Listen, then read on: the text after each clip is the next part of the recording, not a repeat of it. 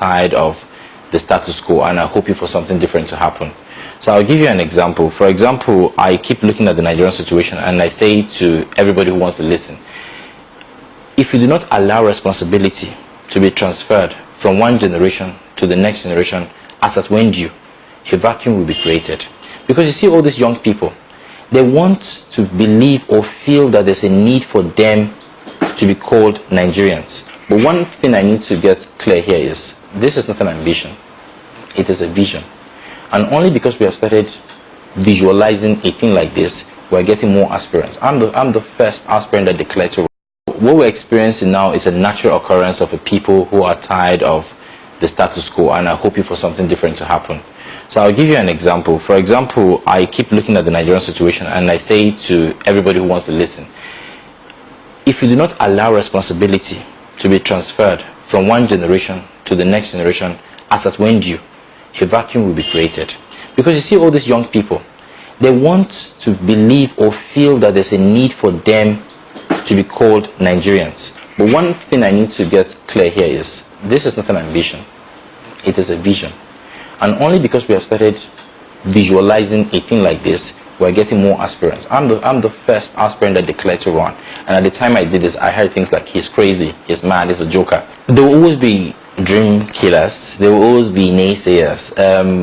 What is important is the fact that I'm not standing alone anymore. It makes me confident that anytime you see an aspirant who hasn't had the opportunity to steal Nigerians' money, who has never stolen Nigeria's money, whose name is not on the list of looters, please support him in any way you can.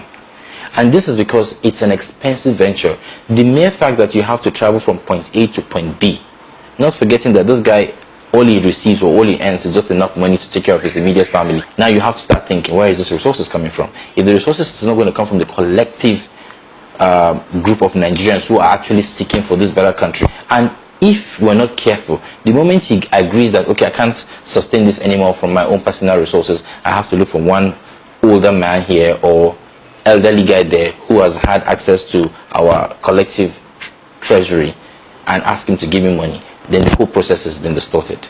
Because at that point, he will not be able to deliver the kind of dividends of democracy that we would expect from him should he get into office. The average man on the street in Kano doesn't know if this country produces oil. So what it means is he is in abject poverty because some people who represent him on the higher level have refused to allow the resources that we get from our collective wealth as a country to actually trickle down. There are no healthcare systems, there are no basic amenities and all of those things that these poor people would need. And what I'm saying is, except the man in the east understands that the man in the north is going through the same problems as he is with the man in the west, we can have a united country. This country can produce millions and tons of food, and in that same year we still go hungry. And that's because we haven't put the right things in place. If agriculture is our biggest strength, then we'll have to manage it and ensure that we leverage on its entire value chain. Whether we're going to be thinking of how well we store, what we process, how we package, how we brand, and how we export. So anytime the Minister of Agriculture is rushing to take things out of this country for the sake of receiving foreign exchange, I say to him, you're exporting our jobs. Because in that entire value chain, millions of jobs can be given to Nigerians. With regards to the public sector, the only thing that's going to make the public sector work or the civil service work is if there's a system. I'll give you an example with the banking sector. The day 1,000 naira would miss, that banker will not leave his office. He has to balance the books. And that's because there's a system. The moment he cannot balance the books, they would have to raise a flag and say, 1,000 naira is missing here. But they not just say 1,000 naira is missing, they will look at it and say 1,000 naira is missing here. It was taken at 2:30 p.m. on the 14th of January 2018 by so person. And so people just believe that when we bring this system, I will not have a chance to dip my hands directly into the pockets of the treasury and put it in my own pocket.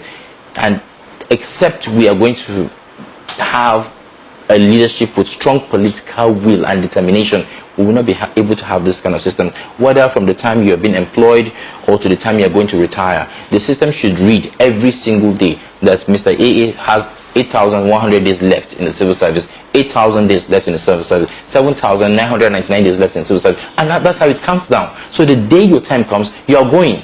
And that gives space for the next generation to come into the system. Otherwise, we'll keep having problem with the public sector.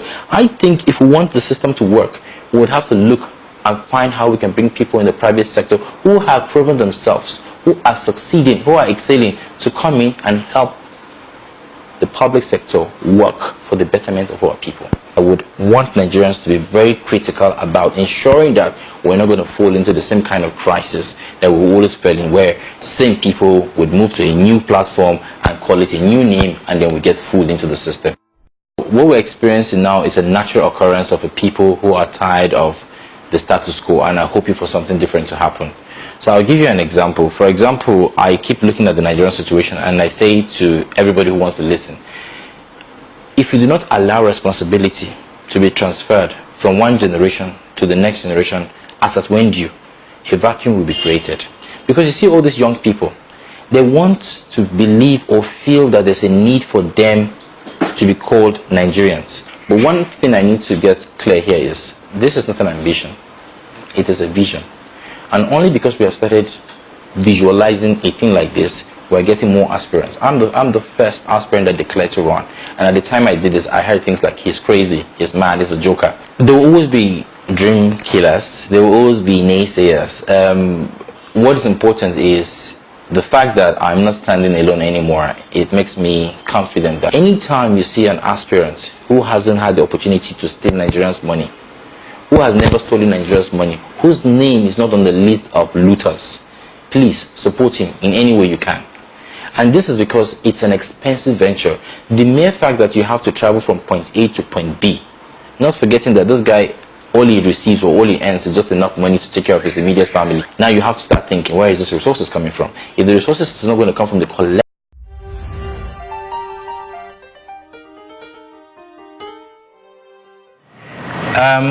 Thanks for the question, Ebuka. First of all, my name is Ahmed Buhari, and you're right, I've had a lot of calls from people saying that I change my name if I want to run for the office of the president. And I keep telling people that I cannot change my name for anything. I try to remind them that I do come from a home of a very honorable man who served this country diligently before he passed away. And the least I can do is to ensure that I help protect his legacy. And so I'm not going to change my name for anything. With regards to the current administration and its performance, one would say they have handled some certain areas well and some certain other areas haven't been handled so well. More than anything else, I think Nigeria is a very complicated society. It's filled with different ethnicities, different religions, different viewpoints, and we do deserve a leader that will be ready to answer to everybody. People need a leader they will feel comfortable with. People need a leader that will feel understand their plight. And so what I would suggest or advise the current administration to do, if they're listening, is to, as much as possible, try to create that atmosphere that will provide inclusivity.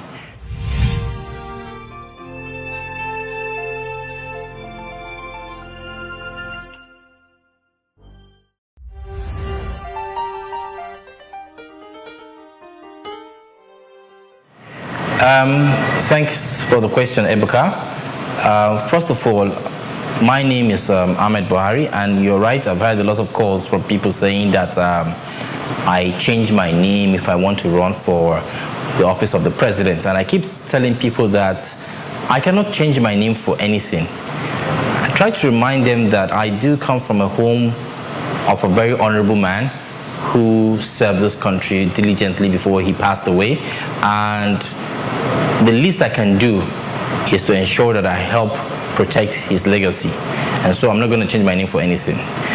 With regards to the current administration and its performance, one would say they have handled some certain areas well and some certain other areas haven't been handled so well. More than anything else, I think Nigeria is a very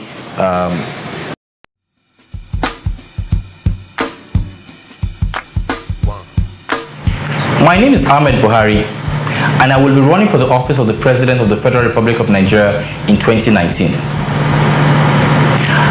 My 4-year plan is to ensure that we employ proper data management systems to help provide accountability efficiency, transparency, and good governance. We will also use our proper data management systems to ensure that we fight insecurity, improve the economy, improve education, improve infrastructure, and ensure that we provide a better life for Nigerians. Most importantly, I will ensure that we close the loopholes that have helped politicize our unity as a people. We would ensure that we erase all of those things that have always divided us: ethnicity, religion, social status, political party affiliations, gender inequalities, and all those other things. We would ensure that we move Nigeria from being a dependent nation to becoming a donor nation. These are my plans. Join me. Join us. Thank you.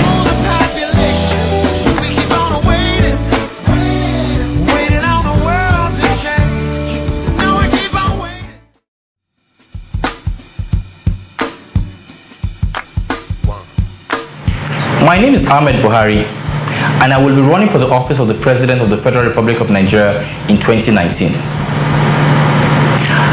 My 4-year plan is to ensure that we employ proper data management systems to help provide accountability, efficiency, transparency, and good governance.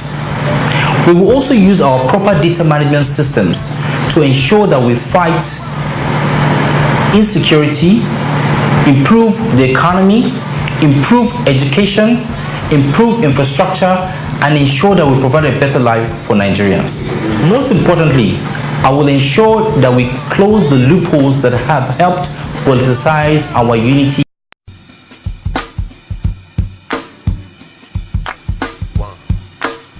The thing has been so stressful because even when you come in, the people will keep you waiting until I don't know when the system is going to improve. They couldn't find my name on the list. After the registration, I had Ojuelegba. I had to see a lot of crowd here, and I decided that the stress is too much. And they are saying I should go to Cyber Cafe to from there find out my details of my INEC office, so they can print out my name there. It's not compulsory now. Is it my first to vote? The crowd was much, and just because I wouldn't want to waste my time from where I was going to, so I had to go. I did not really put down my name and my number down. Maybe I voted. What's the benefits? What are you benefiting? I'm not doing any voting. I'm not interested. My name is Ahmed Buhari. We're there for Surulere, for inside Lagos, and we're trying to find out why people not the vote or how did they go through to get their PVC. And if you see behind me, a lot of people don't come here since 7 o'clock in the morning. Some of them come with their children. Some of them had to walk down here to come do registration. Some of them, they complain since 2011 that they tried to get this thing done, but they never do. Some of them, they say they send me to go internet cafe to go get the right documents that can help them get this thing registered. This thing not go easy. But Moko, remember one thing. If you have your PVC, now there your power day. Now there you go vote the kind of candidate where you want. I know some of them don't complain, say they don't tire for the system, but I beg, we cannot lose hope. The only time we feel lose hope now when we die. So remember, your future day, your term. Go and register, get your PVC. Thank you.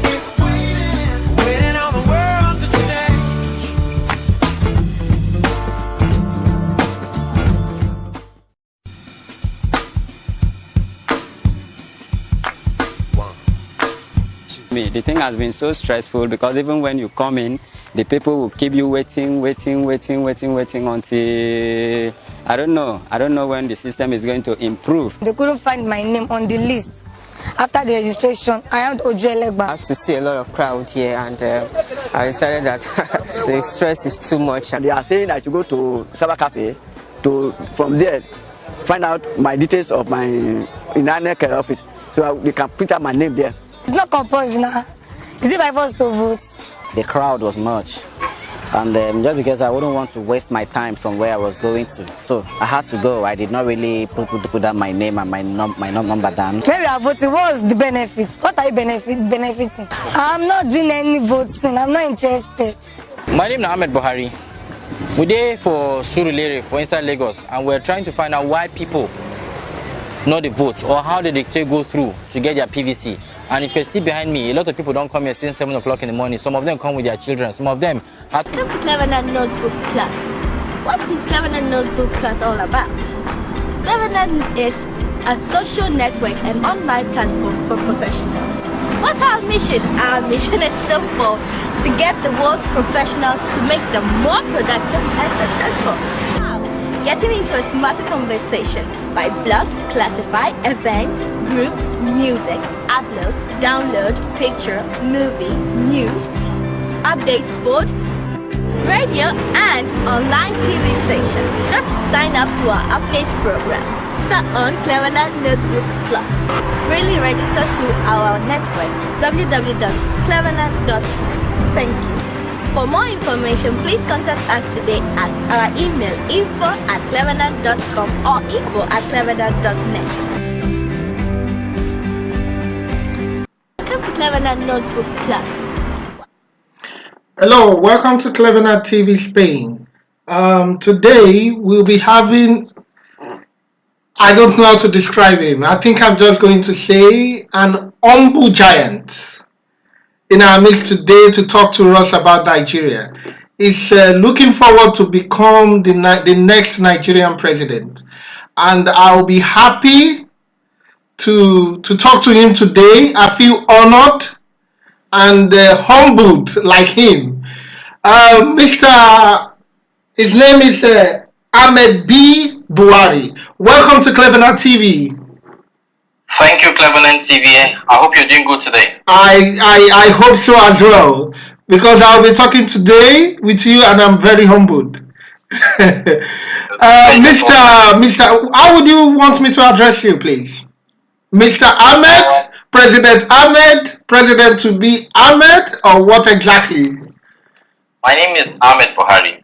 Okay, and yeah. Many further, for the sake of our viewers, I have no relationship with the current president. Really? And yeah, absolutely no relationship. I'm from a different state, and as a matter of fact, I've never met the guy before. But I have refused to allow the fact that we share the same name, distort my desire to actually see how we can fix Nigeria. Okay. So, can you tell us about Mr. Ahmed then? Well, as you can see, I just turned 40 a few weeks ago. I'm from Niger State, even though I like to be regarded as a Nigerian. I've lived in all parts of the country when it comes to geopolitical zones.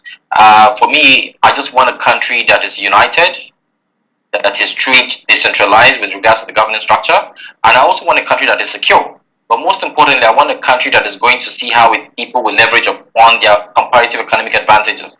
These comparative economic advantages are the things that are going to make the people of the north, south, east, and west have a reason to want to have a relationship with each other. Nothing is going to make Nigerians come together if there's no economic viability within their midst. But excuse me, I would like to interrupt you. You want to bring a very difficult, very complex country together. You know that? Very complex in terms of ethnicity. So how is that possible? I still find it very difficult to believe. It's unfortunate that you find it hard to believe, but we must live in this country where ethnicity and religion were not the forefront of our agenda. At that time, we were more concerned about how to birth a country. And through the build-up to 1960, most of the people who played the key roles in trying to see how we can have a country were mostly focused on how to serve Nigeria. They were not on about how to differentiate themselves based on the religions or the ethnicity that they belong to. And this is exactly where I want our mindset to come back to. There is nothing that is holding us back if not for fear. But before we go into that, I want you to go deep about yourself, your personality, your way of thinking, what you do to relax. I want to go psychological now. I want to go psychological. You understand what I mean?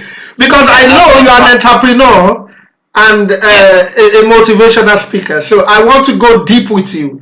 So personally, tell me about yourself. Personally, I'm the first of 6 children. My dad is late. He died about 25 years ago. So I am one child who was the first of 6, and my single mother had to go through a lot to get us through school. And after school, I well, I would just like to say that we got lucky at some point where I gained scholarship to study abroad. And of course, Where did you study then? Where? I studied in London and Manchester. So I studied geology at the Federal On University of scholarship. Technology. No, well, my geology was in Mina, so it was fine. We put things together and we went through school Okay. in Federal University of Technology, Mina. But then I got a scholarship right after that, and I went to London to study international trade and marketing. And after international trade and marketing, I had to pay through to myself to see how I could get myself studying geographic information systems and spatial analysis at the Manchester Metropolitan University, Manchester. After all of that was done, I started working there. I had a choice to actually remain in England, but I wanted to come back to this country. And so I came back and I started working with the oil and gas. I worked with an indigenous oil and gas company for several years, after which I started working with the telecoms as the business development manager. I worked as the business development manager for a while, and then I got bored. To be honest with you, I got seriously bored. I needed to do something that was more exciting. And so I started my company some 7 years ago. And the main aim of starting the company at that time was because I wanted to do something And what different. is the name of your company? Scala Incorporated. So what do you do?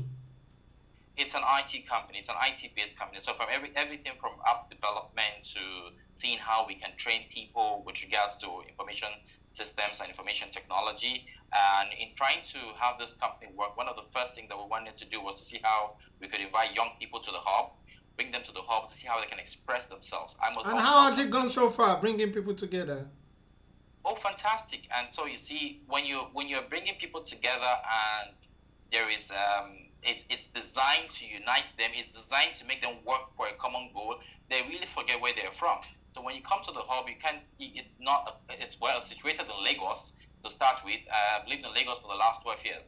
So it's situated in Lagos, and the fact that it's in Lagos, you find all kinds of people coming in to see how they can express themselves. And information technology is one way that I've managed to bring young people, especially from university. So how many students do you have now? How many students? Well, they're not exactly students. They are part and parcel of the company. So we have over 60 staff. 60 staff. And depending on the whole project that we have every time, they could go from 60 to 100, as the case may be. So depending on the project, we might need more hands, and then we invite more people. And so one of the things that's kind of actually gain a lot of interest of the fact that we have the Kids Can Code program, where we call kids around our neighborhood who have never had an opportunity to see a computer before and introduce them to what information technology can do for them. And the mere fact that you're actually exposing their minds to all of these things, it kind of makes them prepare to know that the future holds for them more than just medicine or pharmacy or engineering. I remember the first edition we had, which is what propelled my agreeing to have more of these sessions, was when we talked to a 7-year-old who said to us very clearly that after the process, after engaging with us, he would like to build an application that's going to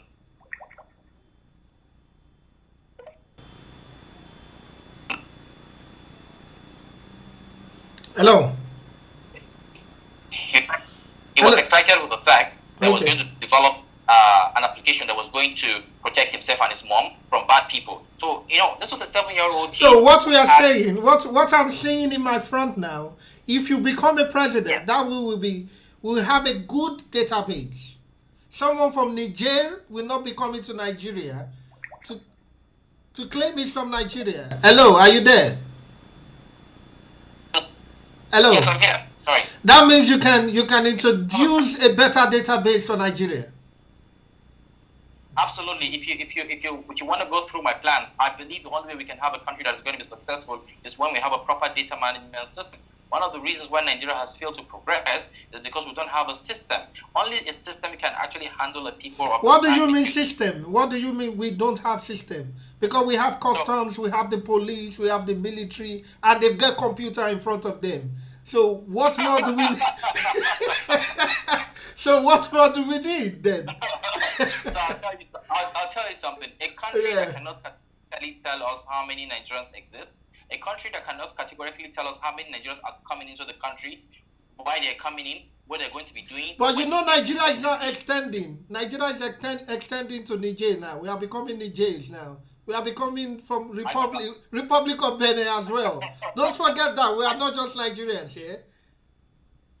Well, this is where I think can work for us. If we want a country that's going to work, if we want to actually deliver dividends of democracy to the people, then we would have to know how many people we're dealing with. I'll give you an example. In your household, you probably have 3 children, 1 wife, and yourself. You know exactly how much you're going to budget every month. If for any reason there's going to be a leakage from your storage or any way possible, you cannot plan. And the point where you cannot plan always comes when you do not know what you're dealing with. Right now, the government is going to struggle to do whatever they want to do to provide to Nigerians the dividends of democracy, but they can't categorically tell me how many people exist. The last time I talked to the Minister of Interior, he said we're about 100. What was his name? What is the name of the Minister of Interior, please? General Dambazau. So Okay. I was retired. So Okay. You asked The current one. The current one, yeah? Yes, the current one. I'm Okay. not going to tell you the former one.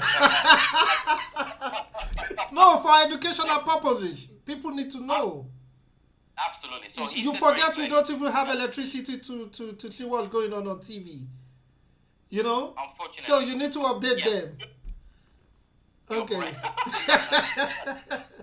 That's me. but on a serious note, Yeah. the truth of the matter is, if the Minister of Interior is telling that we're about 170 million, and then the other staff within the same administration tell you we're about 200 million. Some people say we're about over 200 million. That means with a 30 million gap, I don't know who you're planning for. And this is the generation we're talking about. We need to know how many people live in this country. We need to know how many people died at least last month. We need to know how many people were given birth to last month. That is how we can plan for our country. That is how we can move forward. But the mere fact that we have refused to synchronize all the data that we'll be collecting over the years, we cannot plan. We cannot forecast. And when we cannot forecast, we don't have a country. It becomes a jungle. And so when you have herdsmen, whether they're herdsmen or bandits, who have no form of identification, who could come in from any part of the world, come into your country. But let me ask you. You went into something else now. I wanted to ask you that later, but since you come into it, I'm going to ask you, yeah? X-Man, if you were on seat, how would you solve the problem?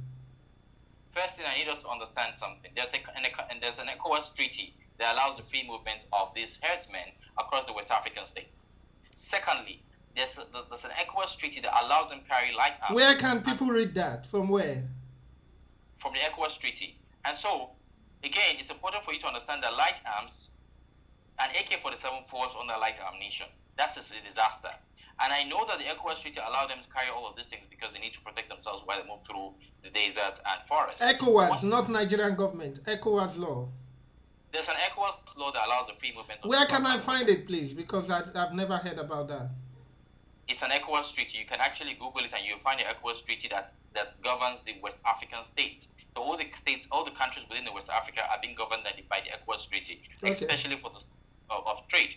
So it's also important for us to understand that before now, 100 years before now, there have been these herdsmen flowing all through the West African state. And the main purpose why they go to the southern part of the country is because that is the biggest market that they have. As they move through, they look for 2 things: food, water, and economics. They need to sell this. So when you talk about the Fulani man and say he loves his cattle so much, in reality, he just loves his investment. And it's also important. Yeah, but is it not a business? Cattle rearing, is it not a business? If you let me get there, I will explain to you. Of course, it's a business. The whole cattle herding thing is a business. There are a lot of people from the southern part of the country that actually invest in this business. There are some people who are regarded as big people within the society that actually invested in this business. So this is the problem. 7 years ago, we started talking about diversifying the economy. And in talking about diversifying the economy, we started talking about how we can actually start looking into other things of other sources of revenue, and agriculture became the first option. So as I speak with you right now, nearly every young person is truly thinking of how to embrace agriculture. And so most of those pathways that this cattle or this livestock would naturally have gone through are now farmland. But they are eating farmers' crop. They are eating their cassava, their yams. So if you let me finish, sir. So they are passing through these lands that are now farmlands. And because they are farmlands, you cannot pass through those. Even if you don't eat their cassava, the mere fact that you pass through their farmlands, you're destroying their investment. And these people cannot take it lightly. So what is most important for for us to know here is the only way we can resolve this problem is to take this Fulani herdsmen, whether they just herdsmen, into ranches. And then we would have to educate the Fulanis why having a ranching system is even a better system for them. And the government has to be firm about this. Because if the last time the Minister of Information was talking about the number of cattle across the Nigerian space to be over 100 million cattle, what I hear from that is a lot of money that is wasting, because we don't have a proper taxation regime that ensures that all this cattle are being paid tax for before you sell them, whatever you're selling, however you're selling. We also have to think about if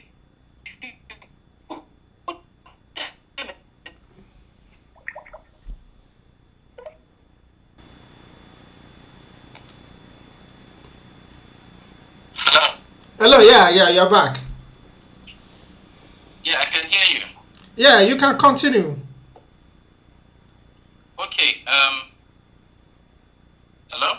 Yeah, I can hear you. You can continue. So, the other thing we have to think about is, as we put them in these ranches, we should also think about the entire value chain of having your cattle in a ranch. There's no country I've been to around the world where cattle move across the roads. That means the treaty should be amended. Absolutely. And our government has to push for that now.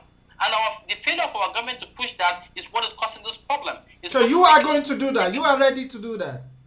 I have no reason to waste time. And while we're doing this, we have to educate the people in the southern part of this country that the fact that Fulanis are cattle herders does not necessarily mean that we cannot venture into that kind of business. So whether you're from the south, whether you're from the east, whether you're from the west, there's nothing wrong if you own a ranch. Because in that ranch, you can actually control how you milk this cattle to the point where Nigeria can have no reason to import milk. With all the cattle, over 100 million cattle, we still import milk in this country. We should have a proper system that is... So that means they have to educate them, like you've said. They have to send them back to school, but they are not ready to go. What are you going to do? Not necessarily school. Like I keep saying, education doesn't have to end up in the classroom. Education can happen anywhere, but people need to be informed. And our inability to inform these people is what is causing the havoc. Again, my favorite quote is, hate is not the first enemy of love.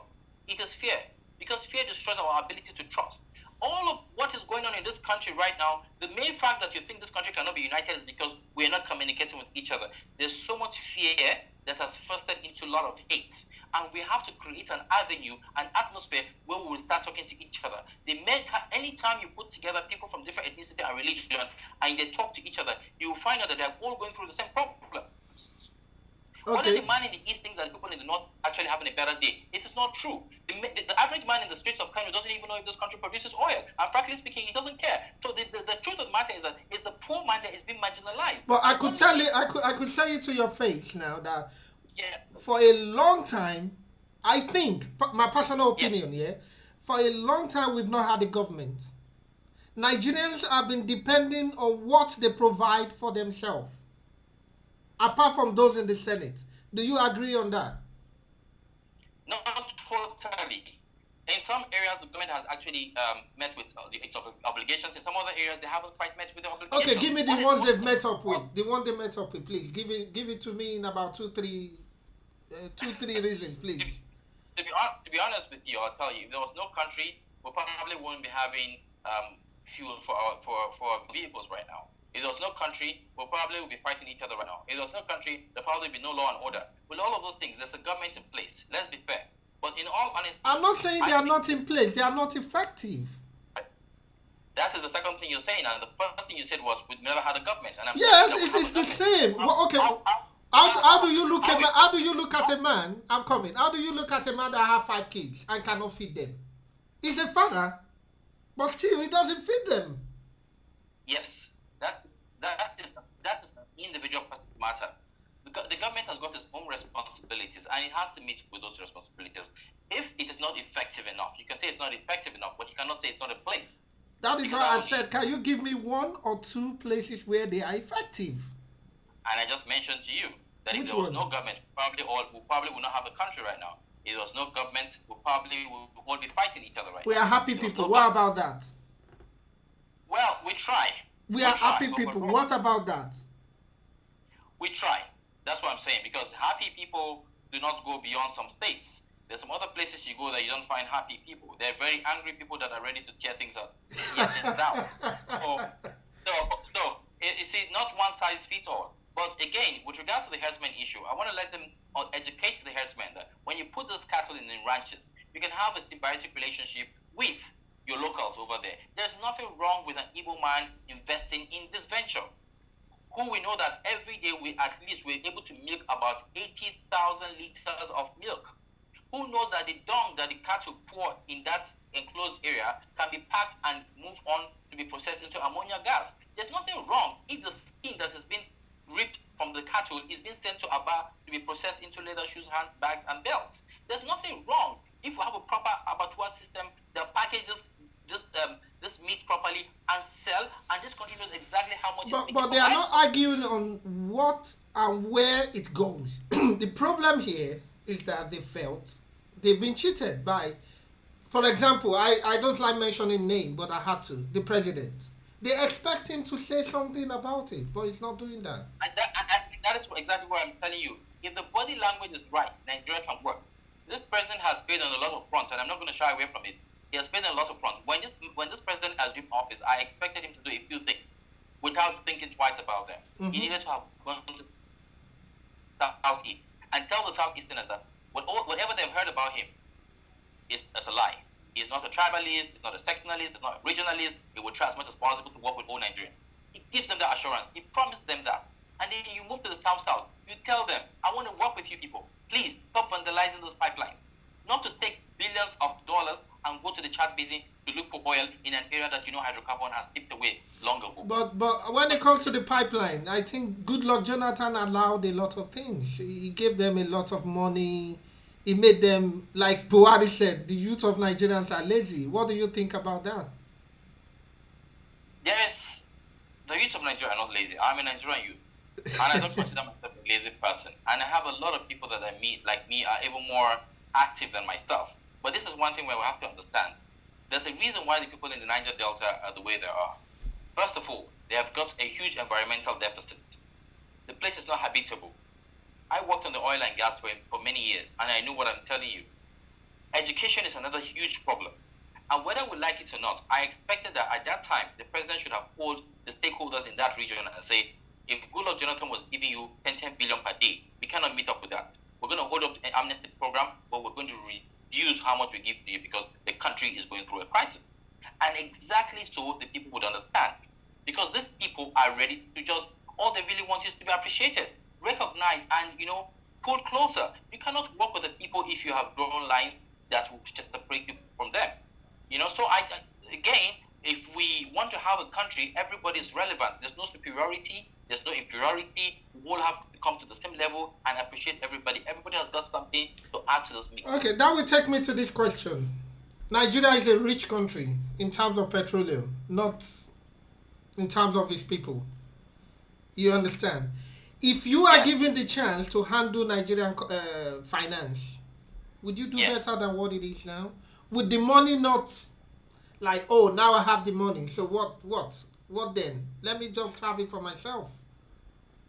So, there are two things you just mentioned. There's finance, and then you were talking about politics. Yeah. So if democracy is what we're going to be running in this country, yeah, it is very important for us to not want.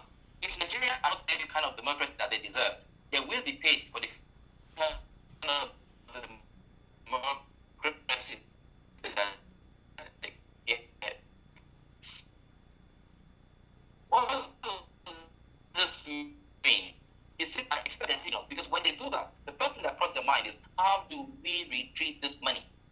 But they're not just thinking of how they retrieve this money, they're thinking of how to retrieve this money at an interest rate that only they can determine. And at a return of investment time, that only they can determine. So what is very important here is the process that gets out our elected officials has to be engulfed by the Nigerian people. When a politician comes to you, just ask him, what plans have you got? Stop asking them. I know, but my question, my question is that your question is exactly in line with what I'm trying to tell you. Because but I want to direct it to you. Then we take it to somebody else. I want to direct it to you now. If you are entrusted with Nigerian finance, how are you still going to be as humble as you are now? with The power. only reason why I have gotten this far is because of the people that have supported me. I haven't. If you check my history, I've never been in any government office. I've never had my hands dipped in any financial situation that is going to label me as someone who has been involved in corruption. So what it means is that the kind of money that politicians would naturally use to, run politics, I haven't got that kind of money. But what has gotten me this far is the Nigerian people, mostly the Nigerian youth, who have agreed to levy themselves every month to see how they can support this movement. So now let me put it to you. The mere fact that they are doing this, what it simply means is that when the time comes, I will have no choice but to deliver to the people the dividends of democracy, because those are the people I'm answerable to. I'm not going to go back and give everybody his 100 naira. No, I can't do that. But now I have to give them the promises So that I have made. that means you accept donations. Yes, we do accept donations, as a matter of fact. How much, if you don't mind, if it's okay by you, so far, how much have people donated into your campaign? What we've done so far is before we started this whole movement, we decided to create a structure. So we decided to create a structure called the Reformation Movement. And in the Reformation Movement, we have them in the 36 states of the country, including Abuja and the diaspora. And every month, the members actually give a token, depending on how much they feel they should support the movement with. And this is the kind of resources that we use to move from point A to point B. This is the kind of resources that we use to hold our website working. These are the kind of resources that we use to even, feed the people that move with us when we're moving during our campaign. But in all honesty, one thing that we have enjoyed from this whole process is the fact that we agreed from the beginning that we're going to have a system that was going to be transparent and accountable. So as I speak to you, at the end of every month, we do a financial review. What has been spent, what is going to be spent, what does the budget say, and this is exactly what is making our members trust us enough to continue supporting it. So every member within the movement receives a monthly audit report of what has been spent and what is intended to be spent. And it just builds the confidence within the people. So yes, again, to be very honest with you, if we do not have the people, we cannot do this. Because if I'm going to sit down and allow some godfathers give me some money, then the whole process has You'll been be answerable to them. Absolutely. And this is exactly why I want Nigerians to stop troubling people like me who haven't stolen their collective resources to say, come and give us money, just because I'm trying to sensitize the people. Yeah. Okay. You've answered the question, but I'm still going to ask you anyway. Are you telling me you don't have anybody sponsoring you personally? No, I don't. Giving huge donations like 10 billion, like I used to read in the papers. So the only time I've been approached by two different politicians was because they wanted to buy me out, and I never went back to visit those people. And this is because I'm determined to take this to the very end.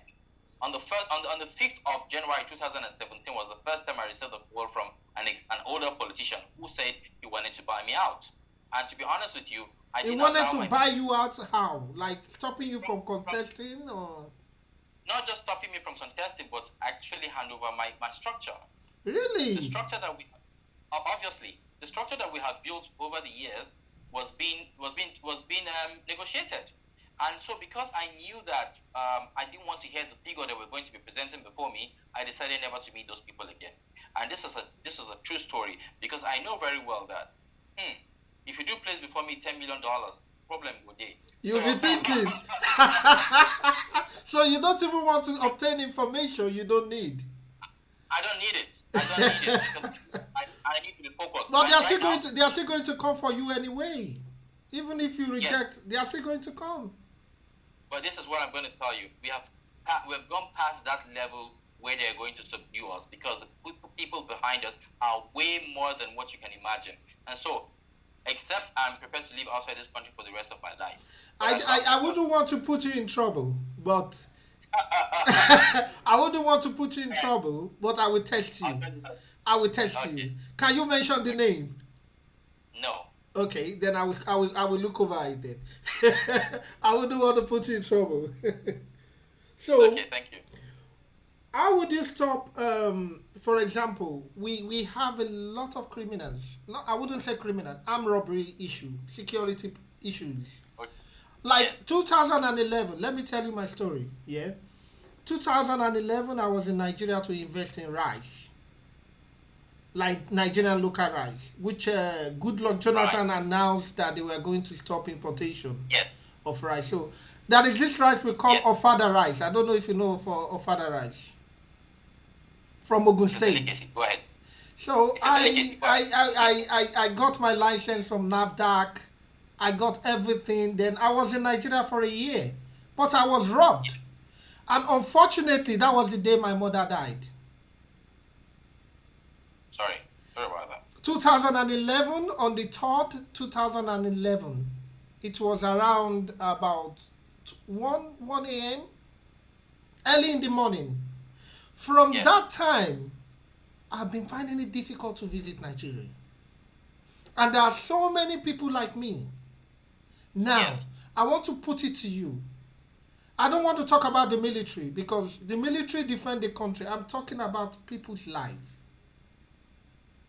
Directly, people's life. How are you going to secure people from this armed robbery and things like that? How are you going to do it?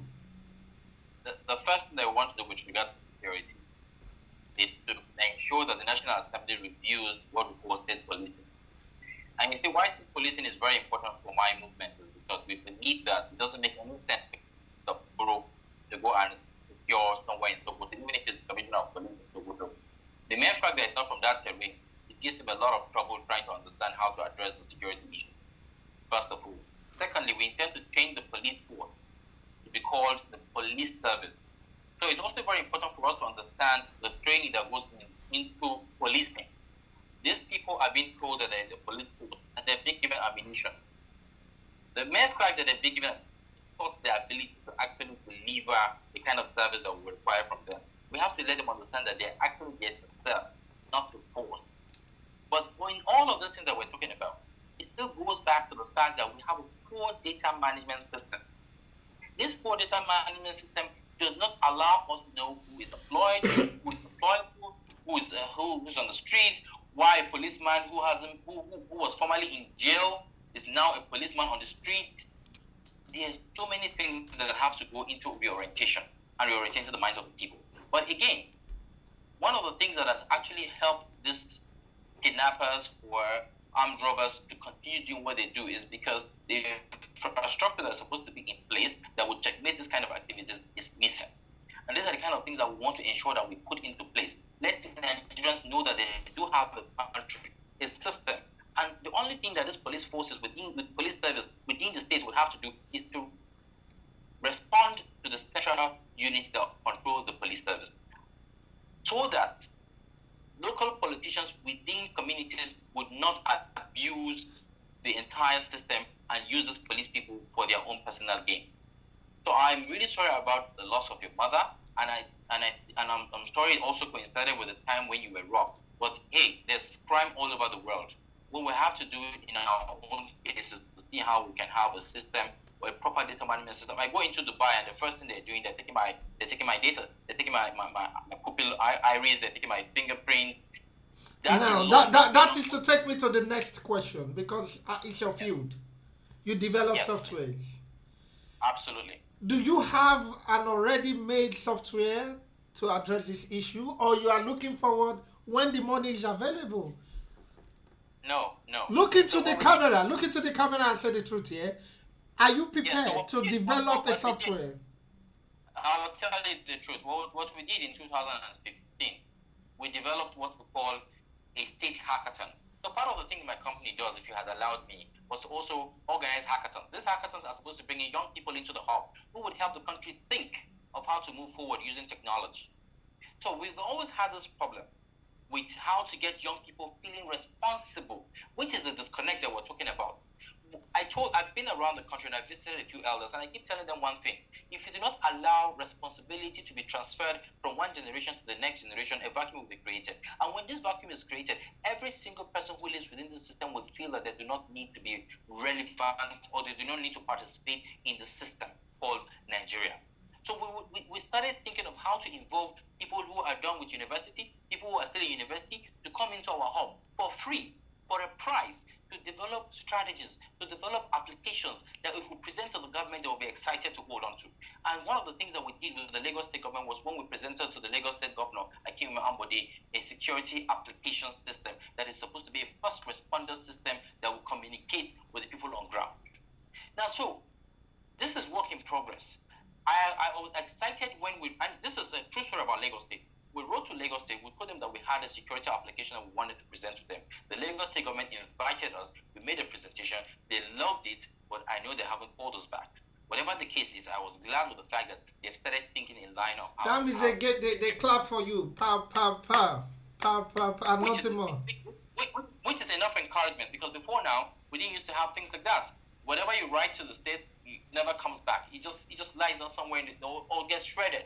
So I was really excited that we began to have a process where at least our administrators would listen and hear, because we had a meeting Did you have the meeting directly with Ambode or who? We had a meeting with the Commissioner for Technology. Not with Ambode, not with the governor. Not with the governor. So how are you sure the governor get to see the idea anyway? It didn't matter, because at the end of the day, it's the commissioner that would take care of all of those things that the governor has to endorse. So if the commissioner has taken some ideas from what we presented, with some ideas from other places, put it together and decide what they want. For how long have you given it to him now? For how long? It was in 2016. And which year are we now? We are in 2018. We are in 2018. Come on, exactly. I know you are careful, but I want you to be more straight, yeah? 2016 to 2018 is a lot of time. Yes. Even if you have a child as of 2018, by now, he or she will be calling you daddy. By now, should be talking. If your child does not talk at the age of 2, then you've got problem. Not really. Some kids function differently. Yeah, it works differently, but they should be able to say daddy. Now, they are not even saying anything about it. So it's not. I don't think they welcome it then. No, that's not true. That's not true.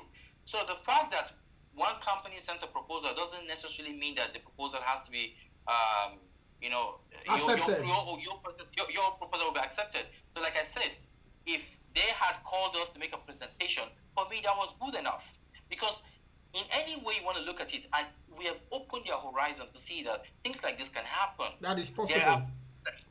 This is possible, and it wasn't long before I saw the Lagos State governor giving some walkie-talkies that were application enabled to the LSPSC, I think the Lagos State Police Control Unit, something like that, and they do have security control units. So, when the case was happening in Benue with the insecurity system and everybody was blaming the president, I said to myself, I expected that the governor of Lagos State, who has handled security to a good degree, to call the governor of Benue to say, how can I help you? Because one thing our people forget is, when the fire starts burning, you only know where it starts, you never know where it ends. So it's very important for us to start understanding that as long as we're living in an enclave with some neighbors, whatever is happening in any part of the country, whether it be Maiduguri, whether it's been Benue, whether it's been somewhere in the southeast, whether it's been in the southwest or in the north, we should all be concerned, because the moment we're able to address it before it goes beyond control, the better for all of us. But what about the stuff that the police stop people and collect bribes and all that? How are you going to see to that to stop it? The police service has to be reorientated. The training has to be different. When you see leaked videos from the police training college, you will know that there's no how these people will come out and be regular people. These are the things that we would have to address.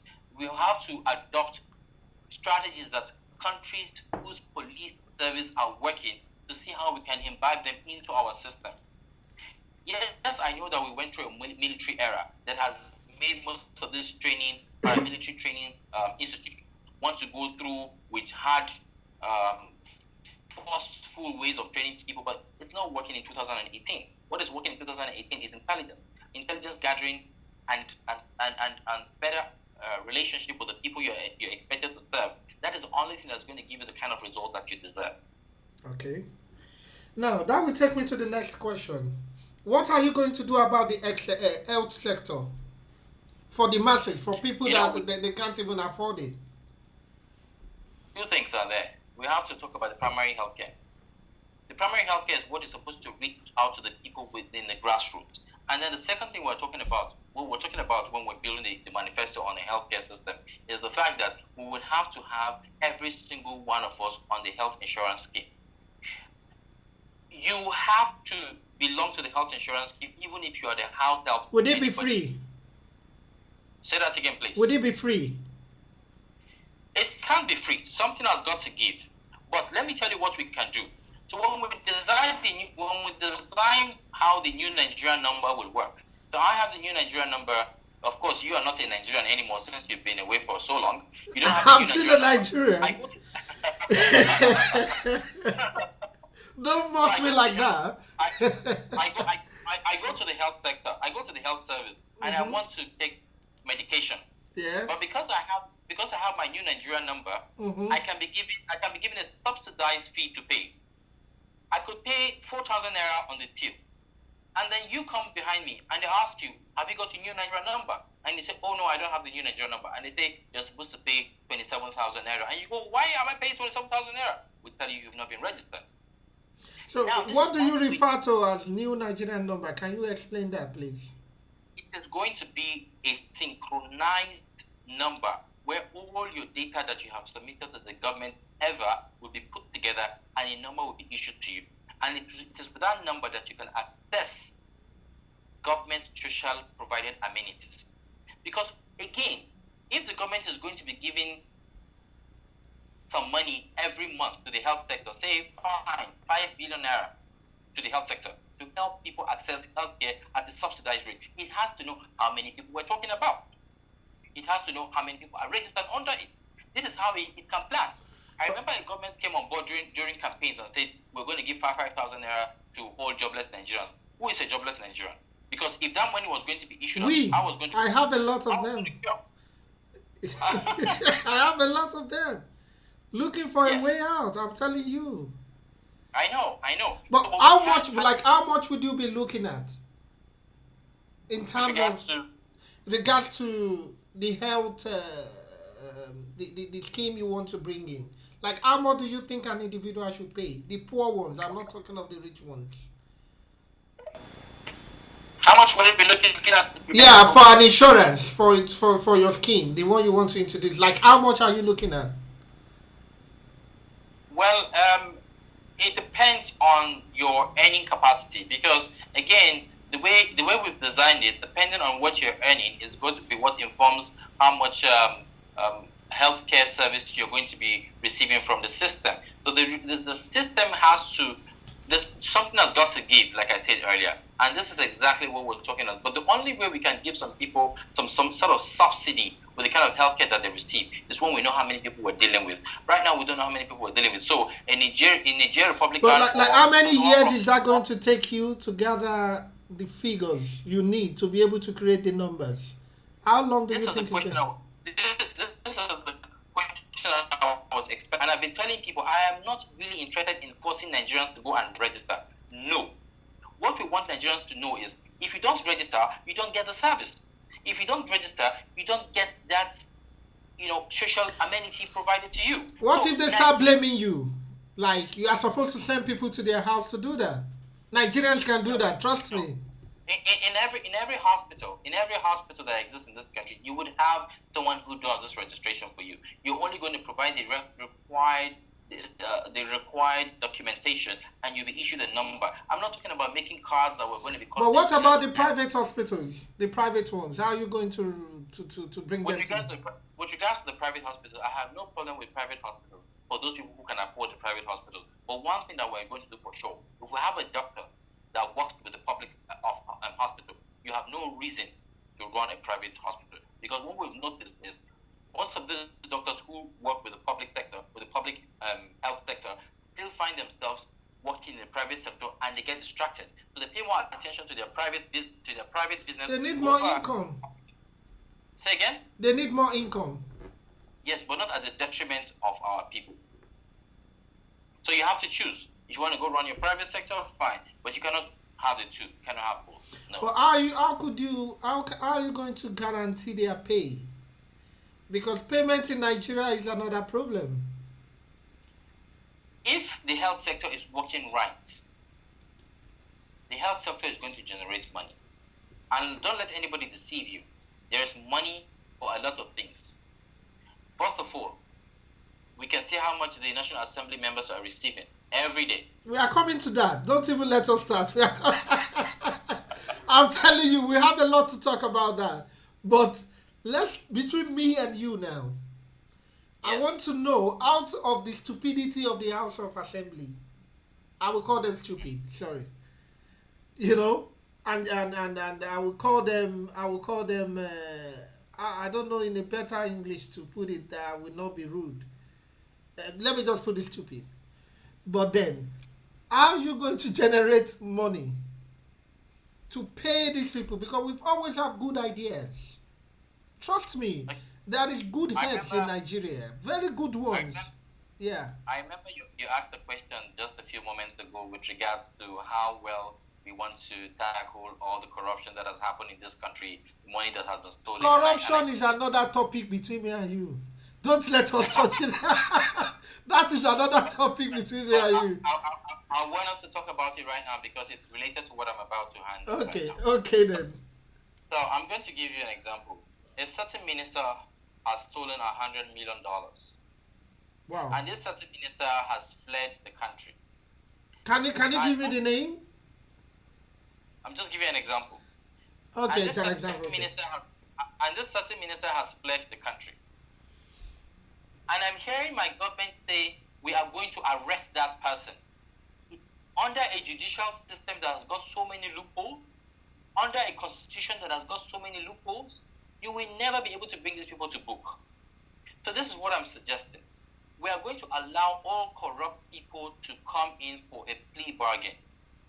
This plea bargain is supposed to allow us to bring you back into the country, promising that we're not going to send you to jail, but ensuring that all the money that you have stolen with our proof, that you come and invest it in this country. Invest it, not give it back to the government. Right now, I don't. If it gets into the government, it goes bad again. There's a civil service that we will talk about later that will make sure that this monies and what has been collected never goes back.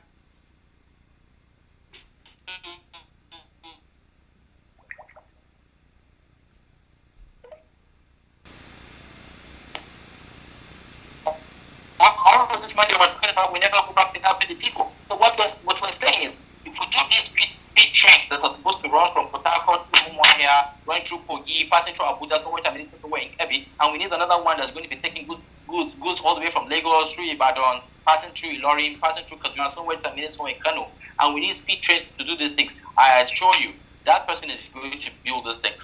But one thing we're going to do with regards to the plea bargain, when we tell you to come and reconstruct or come and construct this social amenity that the people are going to use, we will allow you to have at least 3% of the revenue that is going to be generated every year for the next 5 years, after which we are going to let you go. But you will have to finance all of that based on the money that we have seen in your account that you have siphoned from our collective resources. Now, this is exactly what we need to do. Otherwise, when these people steal our money, they take them to other countries, build the kind of hospitals that we want in Nigeria, invest in the kind of businesses that we want them to invest in Nigeria, and Nigerians keep chasing them and in reality chasing shadow. So the reason why these people stole the monies in the first place is because the system was porous and allowed them to do so. What I am saying is we do not checkmate with proper data management system that is going. I'll give you an example with the banking sector. The banking sector is a very good example because in the banking sector, if the cashier is trying to balance the book and 1,000 naira is either missing, okay, that not leave that office on that day. So they would trace where that 1,000 naira got missing, and believe you me, in less than 24 hours, they're already chasing who must have stolen that money.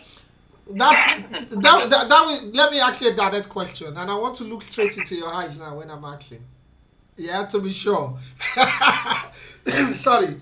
If your family member was found corrupt, yes, your immediate brother, God forbid, yes, but if it happens, what will yes, be your decision? I have no business with it. It's the law. The law has got to take its course. Are you sure? Absolutely. What if everyone is on you? Who's everyone? Family members, friends, like. Would you be Like who? pushed by to set him or her free? You know.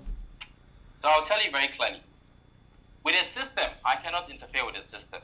I was somewhere in Akure a few years ago doing this sensitization exercise, and I remember a university lecturer was there in the audience, and he came up to say, "You've been talking about data systems, computer. We don't need all of that. We need human. We need humans." And I was disappointed because this was coming from a university lecturer. But I told him one thing. I said, you can have a handshake with the people if there are just 50 of them. But when the people are going over 100 million people, you definitely do need a system that will keep them in check. So when this system is able to pinpoint one individual to have done something wrong, the law has got to take its course. There's absolutely nothing I can do about it. I believe One thing you. that has actually... Looking into your eyes, I think I could believe you. Thank you very much. From your body language, yeah. So let me ask you something. Would you accept abortion? You see, abortion again is a personal matter. I have no business whatsoever with abortions. So you would rather not talk about it? Well, I'll talk about it. There's nothing wrong in talking about it. One thing that's most important here is we have to educate our girl child. We have to get our girl child in schools. And one of the things I've been advocating for in the last 10 years is to see how the girl child goes back to school, especially in northern Nigeria. I have been a strong advocate to the abolishment of child marriage, and that every father's responsibility is to ensure that his girl child attains education. And so we would have to educate these people that there is nowhere religion actually insisted that girls get married at tender ages. But it is culture that has actually been our problem. And if we have stopped the killing of twins as a result of our enlightenment campaign, then we can't stop the marriages of girl child. And these things can happen. We just need the right body language, we just need the right education, and we just need the right government laws that will be implemented. What would you do about human trafficking and prostitution? I know these are very, very difficult questions, but I want you to talk about it. Personally, I don't know why you regard them as difficult.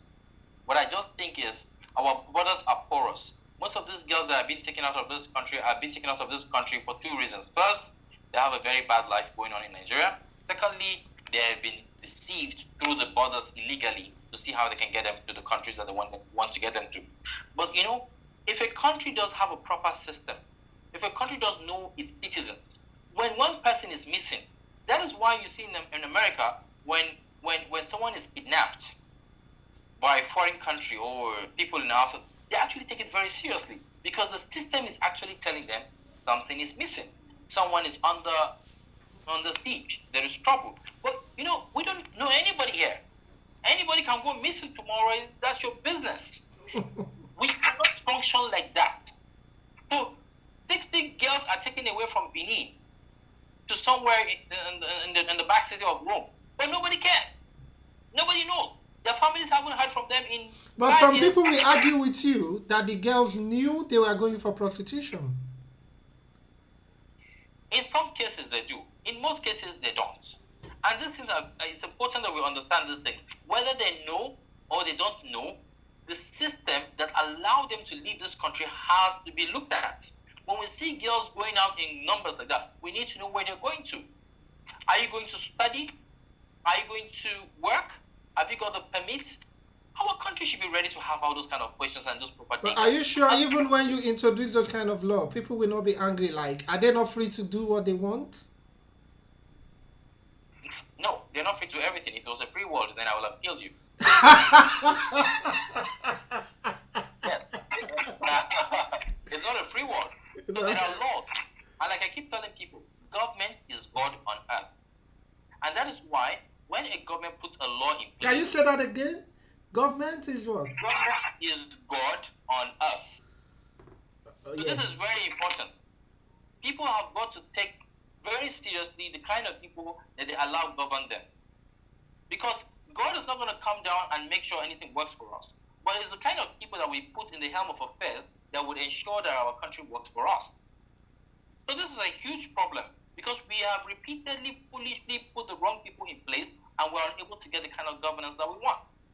And so God is so far away from us in our minds. So you are putting the blame on hardship. The blame is really on us and our inability to ensure that we verify the kind of candidates that we allow occupy the offices in our country, especially political. That takes me to another question. If you are to make all this thing possible, that means you have to have a lot of members in the House of Senate, in the House of Rep, to be able to pass some law. How are you working on that? Because we are just focusing on only you. Do you have people that want to run for? I agree. Today is a very special day because we're actually having our annual EXCO members for the Reformation Movement. So I had to excuse them to come here. But in those members, we have a lot of people that are running for the National Assembly, including state governors that are there. I'm not saying that all of them are going to emerge, but one of the problems that we've always had in our politics is our inability to have the freedoms of government working. They do not all have to agree. But the judiciary, the legislature, and the executive have got to find a reason to work together for the betterment of the land. Why we're having this problem is because the executive thinks they're superior, the judiciary thinks they're superior, and the assembly thinks they're superior. We need to agree. Something has got to do. I've seen some strong presidents around the world who still lobby with the National Assembly, who still lobby with the Senate to see that something that they believe would work for the people's benefit is being pushed into law. You would have to go down and beg. You would have to go there and plead, except you do not care about your people. So I give an example with the current administration. One of the reasons why they have failed to give us the kind of democracy that we deserve is because there is no proper synergy between these three arms of government. We want the synergy to be there. I expect that the president will have no qualms to invite the Senate president or the leader of the National Assembly, Speaker of the House, to say, you know what, please allow this thing go through. I am begging. You are not begging because of yourself. You are begging because of your people. And if you are begging as people, your people have won, not you. We would have to remove this individual superiority, complexity from how we run our system. It is important. Okay. So let's move to the next question then. What will you do to fix the educational sector? You know, you asked me and I said there's two things. There's the primary education, which in my opinion, the only way we can start, which is the foundation, which is where we're really concerned about. We would have to have the better teachers in those schools. What I mean by better teachers in those schools, do you know that the teachers in the public schools are even better paid than the teachers in the public the teachers in the public schools are better paid than the teachers in the private school. But the teachers in the private are better off. So what we need now is to see how we can overhaul this system. And someone asked me, by the time you're overhauling this system and getting the right teachers to teach in the primary school, what happens to the teachers that are already existing there? And I said to them, we're going to send them to our plant that process our agricultural produce, to our plant that we use to brand our agricultural produce, to our plant that we use to package our agricultural produce, because they do not have the capacity to be in classrooms. And then the second thing that we have to do for our higher educational system, including from your SS1 up to your university, you have to reintroduce technical colleges. Technical colleges were the things that we had in this country that could help us produce graduates who knew what they were doing. The third thing that we'll have to look back into is to see how we can reintroduce the synergy that existed between universities and research institutes.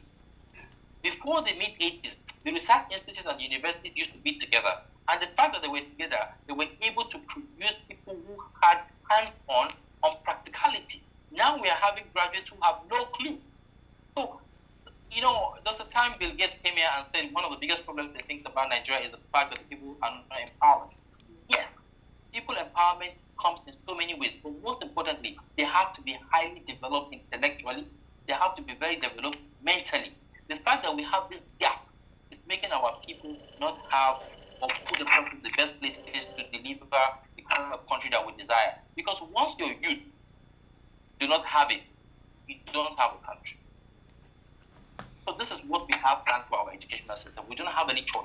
We'll have to get the right teachers in our primary schools. We'll have to reintroduce technical colleges, and we will have to amalgamate the research institutes with the university system, so that even if we will start thinking of how to commercialize our research institutes, so by all means we should do so. So when someone like Innocent sees that there's a research that is going on in a particular university, he can invest. He can invest, and so that whatever results come there, his company can use it for their own. But how could you get the companies in Nigeria to give scholarships to those who cannot afford it? Not just give cars, give check, like they do in Nigeria. Wow, I've won something. Wow, I'm a millionaire, become a millionaire, kind of thing. There are a lot of companies that are giving scholarship, but I'm not even concerned about scholarship. I want companies to be supported by government policies so that they will be truly strong enough to have accommodation for people who come in from universities every year. So most of those companies are going through a lot of problems, from tax regimes to the ease of doing business to the fact that the infrastructure is not there. I'm paying so much for power, I'm paying so much for security, and then you still expect me to grow in the way that I'm supposed to grow. It doesn't happen. So we will have to put this infrastructure in place. And we put this infrastructure in place, there is no doubt in my mind that these companies will now have an opening to bring in people. Before now, companies like this used to go to universities and have what they call the job fair day. They sit down with the students, they pick the best, and sometimes, most times, you already know who you're going to be working with even before you graduate. We need to go back to those days. It is possible. It is actually possible. Now kids will have to work hard, because right now, kids are not prepared to go to school. If you can see some artists who sing two nice songs, people dance to them, even though there's so much immorality embedded in the song, but they're making lots of millions of dollars, you decide you don't have to go to school because you just want to make money. You have an easy way out. Say that again, please. I mean, there is an easy way out.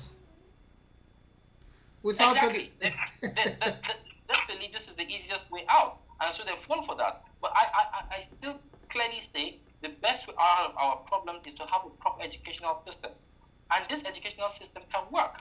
We have to have a healthy people. That's where the health sector comes in. We have to have a proper data management system, so we know how to garner all of these people together and know how to forecast, how to project. I mean, what are you building a budget for if you do not even know how many people exist in the country? Budget for who? Budget for what? These are the problems that we're facing. That is why they could be able to steal a lot of money, because there is no proper accountability. You get my point? But the universities in Nigeria, yes. What are you going to do about the private universities and the government ones? Can you please tell me what is the difference, like, to your own experience? What do you think about it? Personally, the kids who go to the private school have a better life.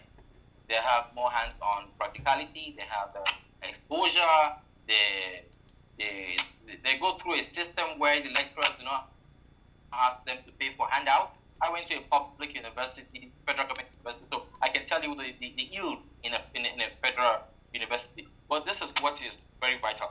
We shouldn't have a problem with private universities. We shouldn't have a problem with private businesses. What the government should do is to make sure that it puts its acts together so that the people would have a choice to make. And once your act is properly put together, you will see private schools bringing down their prices because nobody will be going there anymore. We need to invest in the right... But it's attractive. It's attractive.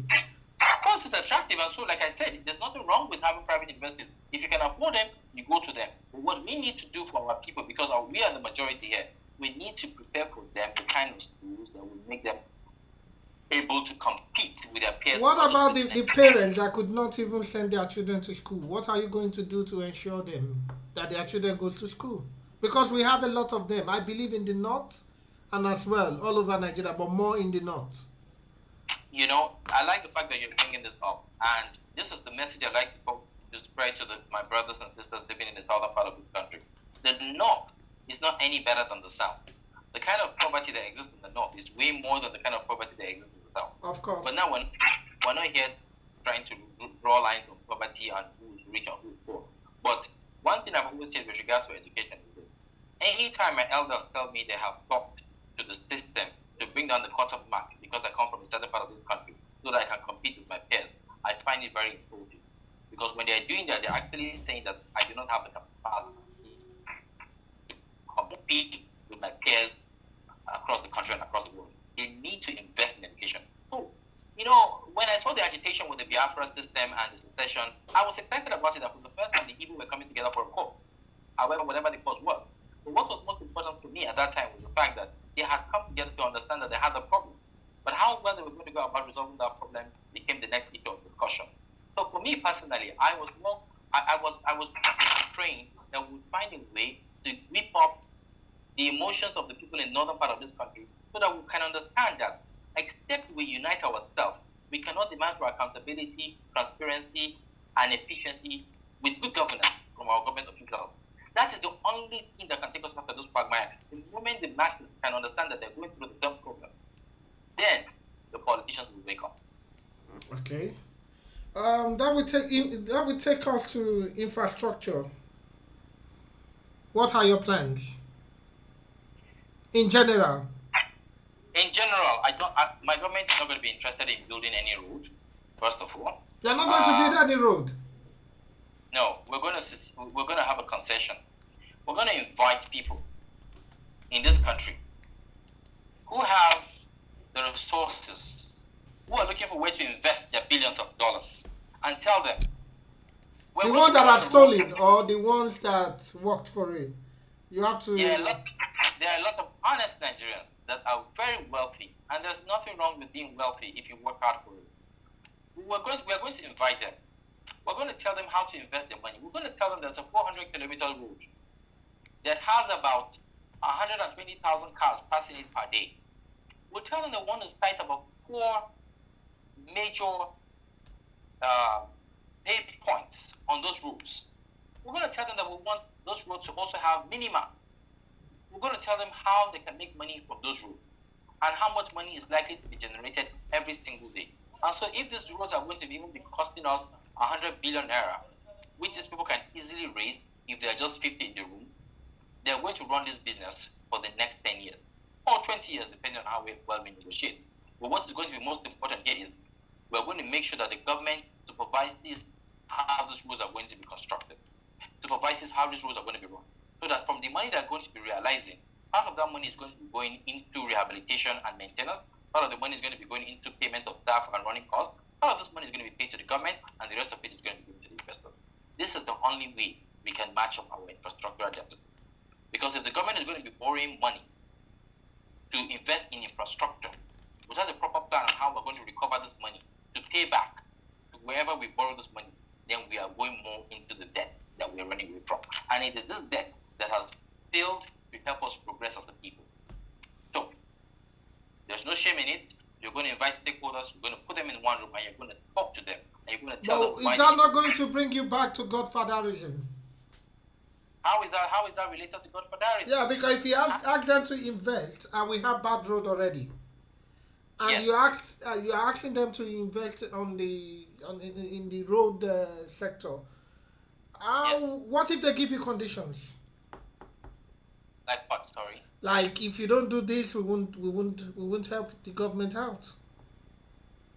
They're investing for themselves. If you really understand. That is exactly what you are saying. But Nigerians will take any opportunity. Please stop thinking of us like this. There are lots No, I'm still part of you. No, I don't think so.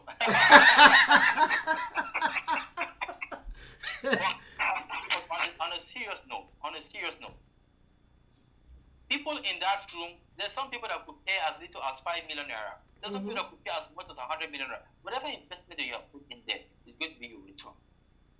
So now you're thinking of the people who just want to do business. And now we're putting to them the guarantee that the government just give them assurances that your monies are going to be well taken care of, that the policy is going to be in your favor. Because for me, you borrow $50 million and then you bring it to Nigeria and then you say you want to make a road. How do you want to make money from that road? How do you intend to pay back this loan? And so the years keep going by, you're unable to pay back this loan that has been accruing interest, and then we're putting ourselves in quagmire. something slightly differently and see how individuals like yourself and myself can look at businesses that the government presents to them and say, we're going to invest in this and we're sure of the system because the government has given us assurances that our money will be protected. Okay. I will take your word for that. No, I want you to think about it and you find out that this is the best way we can actually upgrade our infrastructure. So there is nothing wrong again. If we get the same people to come and build a hospital, and imagine now you build a hospital. Imagine 100 men come together and build a world-class hospital. Tell me, are we going to be realizing money from those hospitals? The answer is yes. Even if we're going to be subsidizing it, but the leakages that normally happen in our government institutions will cease. Because at this time, private people like yourself and myself have invested and will be looking for how to get our money out. But what about the past governments that were selling the properties to themselves in the name of privatizing? That was selling the property. That was not investing. That was selling the outright sale of the property to themselves. These are things that we're going to keep open and allow Nigerians come and invest. And like I said to you, if you're going to build a 400-kilometer road and all you do, you put toll gates there, that the money will be recovered. You can actually sit down in your office and see how much money is being recovered every single day with a system.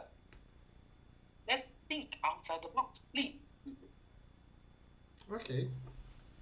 For now, till you get to that stage, I'll question you again. I hope you will turn up.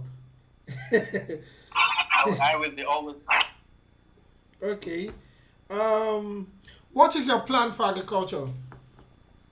Like I've said before, there is no way our agricultural system will succeed if we don't understand the land space that we use for agriculture. And this is where geographic information systems and spatial analysis will have to come into play. We cannot be giving farmers fertilizer when you don't even know how much land that particular farmer has. Farmers will start coming to collect fertilizer based on the land space that they have, so that you are giving them the appropriate fertilizer that would help them satisfy the land space that they have. First of all. Secondly, whatever we are realizing at the end of a farming season does not just end up at the farm gate. Anytime I hear my Minister of Agriculture say that they exported 30,000 tons of yam tubers of yam, I feel really disgusted, because what he has done is not just export this yam produce at a lower value, but he has also exported our jobs. Because in that tuber of yam, you have extracts that you can use for the pharmaceutical sector, for the companies. You have extracts that you can use for the cosmetic industries. And so, the Americans that buy our tuber of yam do not consume them for food. Not really. They actually take them to the laboratories and they process them. So when we have an idea of how many Nigerians exist, we know what we are storing for our people and releasing into the market at the right intervals. And for the other part that we're going to be processing, we know why we're processing them. We just don't process them, we process them. From the processing plant, we move them to the packaging plant. From the packaging plant, we move them to the branding plant. And the logistics company will be activated so that they will take these things all over, not just the country, but across the world. Okay. I will take that from you. So we will be going for a break and we'll be back in just a minute. Thank you, Mr. Ombu Giant. I will call you my Ombu Giant for now. Let's go for a break and I'll be back. Thanks a lot. Thank you very much. Yeah. Welcome to Cleverland Notebook Plus. What's Cleverland Notebook Plus all about? Cleverland is a social network and online platform for professionals. What's our mission? Our mission is simple: to get the world's professionals to make them more productive and successful. How? Getting into a smarter conversation by blog, classify, events, group, music, upload, download, picture, movie, news, update sport, radio, and online TV station. Just sign up to our affiliate program. Start on Cleverland Notebook Plus. Freely register to our network www.cleverland.net. Thank you. For more information, please contact us today at our email info@clevernet.com or info@clevernet.net. Welcome to Clevernet Notebook Plus. What's Clevernet Notebook Plus all about? Clevernet is a social network and online platform for professionals. What's our mission? Our mission is simple: to get the world's professionals to make them more productive and successful. How? Getting into a smarter conversation by blog, classify, events, group, music, upload, download, picture, movie, news, update sport, radio, and online TV station. Just sign up to our affiliate program. Start on Clevernet Notebook Plus. Freely register to our network www.clevernet.net. Thank you. For more information, please contact us today at our email info@clevernet.com or info@clevernet.net. Welcome to Clevernet Notebook Plus. What's Clevernet Notebook Plus all about? Clevernet is a social network and online platform for professionals. What's up?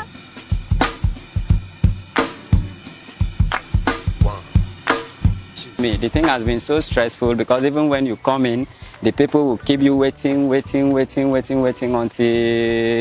I don't know when the system is going to improve. They couldn't find my name on the list. After the registration, I had Ojo I Elegba. had to see a lot of crowd here, and I decided that the stress is too much. And they are saying I should go to Cyber Cafe to from there find out my details of my Inane office, so they can print out my name there. It's not compulsory now. Is it by force to vote? The crowd was much, and just because I wouldn't want to waste my time from where I was going to, so I had to go. I did not really put down my name and my number down. When we are voting, what's the benefit? What are you benefiting? I'm not doing any voting. I'm not interested. My name is Ahmed Buhari. We're there for Surulere, for inside Lagos, and we're trying to find out why people not the vote or how did they go through to get their PVC. And if you see behind me, a lot of people don't come here since 7 o'clock in the morning. Some of them come with their children. Some of them had to walk down here to come do registration. Some of them, they complain since 2011 that they tried to get this thing done, but they never do. Some of them, they say they send me to go internet cafe to go get the right documents that can help them get this thing registered. This thing not go easy. But Moko, remember one thing. If you have your PVC, now there your power day. Now there you go vote the kind of candidate where you want. I know some of them don't complain, say they don't tire for the system, but I beg, we cannot lose hope. The only time we feel lose hope now when we die. So remember, your future day, your term. Go and register, get your PVC. Thank you.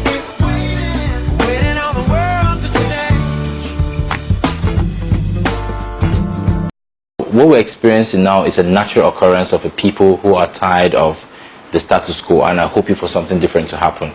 So I'll give you an example. For example, I keep looking at the Nigerian situation and I say to everybody who wants to listen, if you do not allow responsibility to be transferred from one generation to the next generation as at when due, a vacuum will be created. Because you see all these young people, they want to believe or feel that there's a need for them to be called Nigerians. But one thing I need to get clear here is, this is not an ambition, it is a vision. And only because we have started visualizing a thing like this, we're getting more aspirants. I'm the first aspirant that declared to run. And at the time I did this, I heard things like, he's crazy, he's mad, he's a joker. There will always be dream killers, there will always be naysayers. What is important is the fact that I'm not standing alone anymore. It makes me confident that anytime you see an aspirant who hasn't had the opportunity to steal Nigerians' money, who has never stolen Nigeria's money, whose name is not on the list of looters, please support him in any way you can. And this is because it's an expensive venture. The mere fact that you have to travel from point A to point B, not forgetting that this guy, all he receives or all he earns is just enough money to take care of his immediate family. Now you have to start thinking, where is this resources coming from? If the resources is not going to come from the collective group of Nigerians who are actually seeking for this better country, and if we're not careful, the moment he agrees that, okay, I can't sustain this anymore from my own personal resources, I have to look for one older man here or elderly guy there who has had access to our collective treasury and ask him to give me money, then the whole process has been distorted. Because at that point, he will not be able to deliver the kind of dividends of democracy that we would expect from him should he get into office. The average man on the street in Kano doesn't know if this country produces oil. So what it means is he is in abject poverty because some people who represent him on the higher level have refused to allow the resources that we get from our collective wealth as a country to actually trickle down. There are no healthcare systems, there are no basic amenities and all of this. Welcome to Cleverland Notebook Plus. What's the Cleverland Notebook Plus all about? Cleverland is a social network and online platform for professionals. What's our mission? Our mission is simple: to get the world's professionals to make them more productive and successful. How? Getting into a smarter conversation by blog, classify, events, group, music, upload, download, picture, movie, news, update sport, radio, and online TV station. Just sign up to our affiliate program. Register on Cleverland Notebook Plus. Freely register to our network www.cleverland.net. Thank you. For more information, please contact us today at our email info@cleverland.com or info@cleverland.net. Welcome to Cleverland Notebook.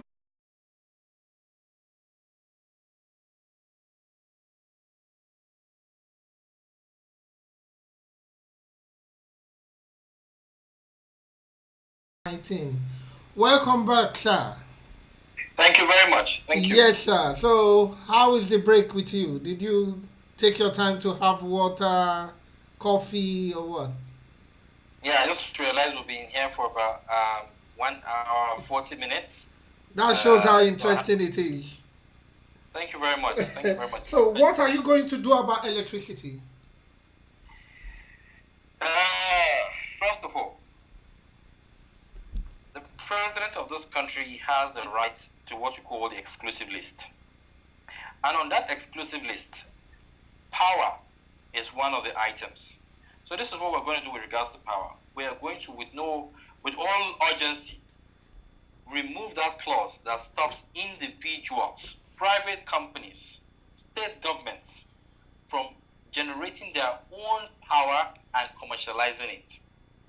So this the country does not allow you as an individual, as a private company, or as a state government, generate your own electricity and commercialize it.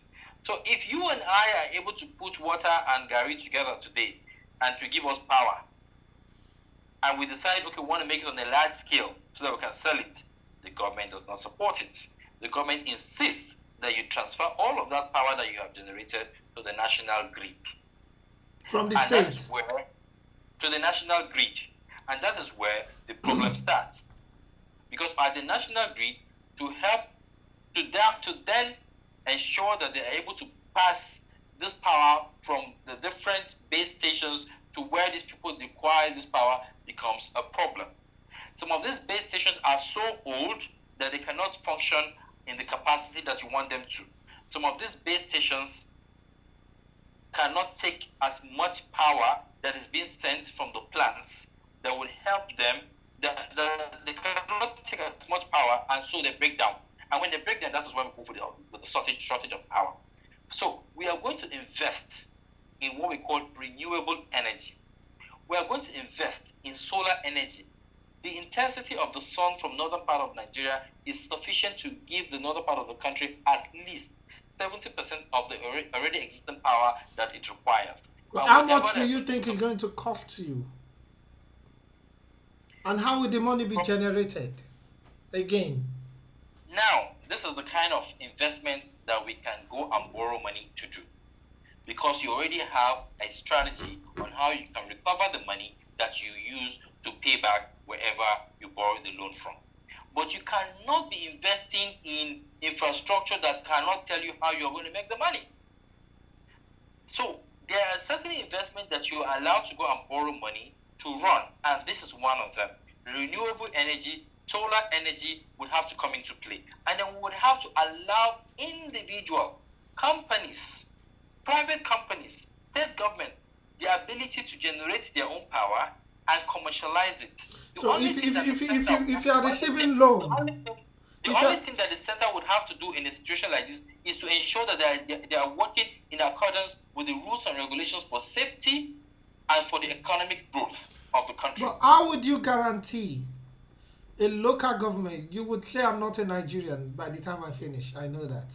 But how would you guarantee a local government that we are giving money to construct road and pocket the money? How would you guarantee they will use it on electricity? I didn't say you give local government anything. But you said the local government should be able to generate power. Yes, when a local government generates power, because it probably has the ability to do so, it is going to be doing so because it wants to make money. In fact, if a local government can generate power, it's a thinking local government. As I speak to you, Lagos State is the only state in the country that has been able to generate power but cannot commercialize it. So it uses it for some of the government institutions across the state to ensure that they have power. So don't get me wrong. If you are saying that you want to give local government money to go and generate power, that is when they're going to consume the money. But if they're able to generate it on their own, now you're on my side. Now you're on my side now. We are talking, you understand what I'm saying? Because you should be able to give money to the local government to generate and pay back. Like loan them, then pay back. No. Nobody's asking you to do that. We're just saying that there are some forward-thinking parts of this country, whether individuals, whether companies, whether state government, who are ready to invest in research. And if this research is able to generate their ability to now provide power to the quantity that they can commercialize it, and are doing it according to the rules and the regulations for health and safety reasons, for health and safety, and living by the rules and regulations for economic growth, then they should be able to do so. And the only thing that the government will do is to ensure that they are doing accordingly, and whenever they want to tax those state governments or local governments or individuals or companies will now come back to the federal government. But the federal government should allow some of these things happen. The fact that they have not allowed liberty to a certain level within the power sector, we are having a problem with regards to how we want to progress. So this is in the exclusive list, and I expect it to be removed so that you and I can mix our gari and water to generate power to the quantity that we can commercialize, and nobody would arrest. But what do you think about Fasholana? He's the Minister for Power. So what do you think his ability now? What has he done so far? You are in Nigeria. Are you okay? Are you satisfied with his stories? Or? Of course, I'm not satisfied. And Fashola's hands are tied. And I would have expected that someone like Fashola, who at the time that he was governor in Lagos State, actually was able to generate some good level of electricity. And I remember at that time, he was actually, contesting with the federal government to allow Lagos State government commercialize what it was able to generate. So when he became Minister of Power, I expected that was one of the first things he was going to advise his government to ensure that they adhere to, so that we can have power in surplus. But I'm not seeing it happen, and I'm worried. Anyway, what are you going to do about oil well allocation?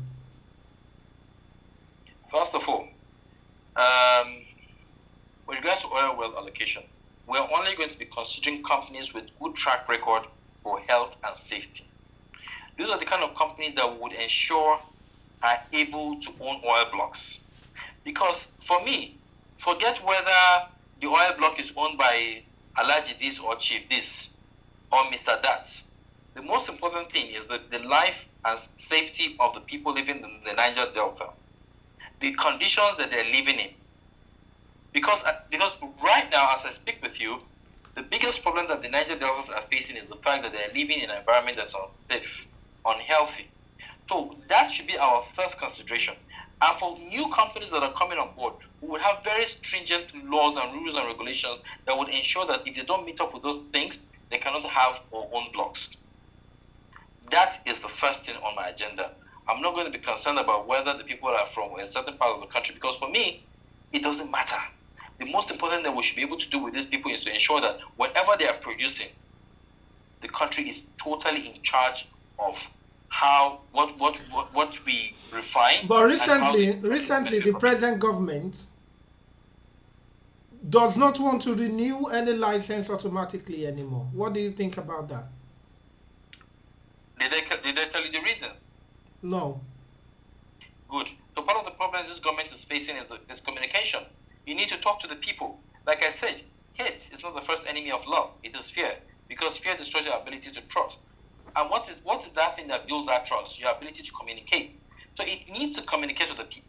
If you're not renewing licenses, you should tell them why you're not renewing licenses. I tell you one thing, even if this government is going to say the reason why we're not renewing licenses is because most of those people, most of those companies that have licenses have been unable to adhere strictly to our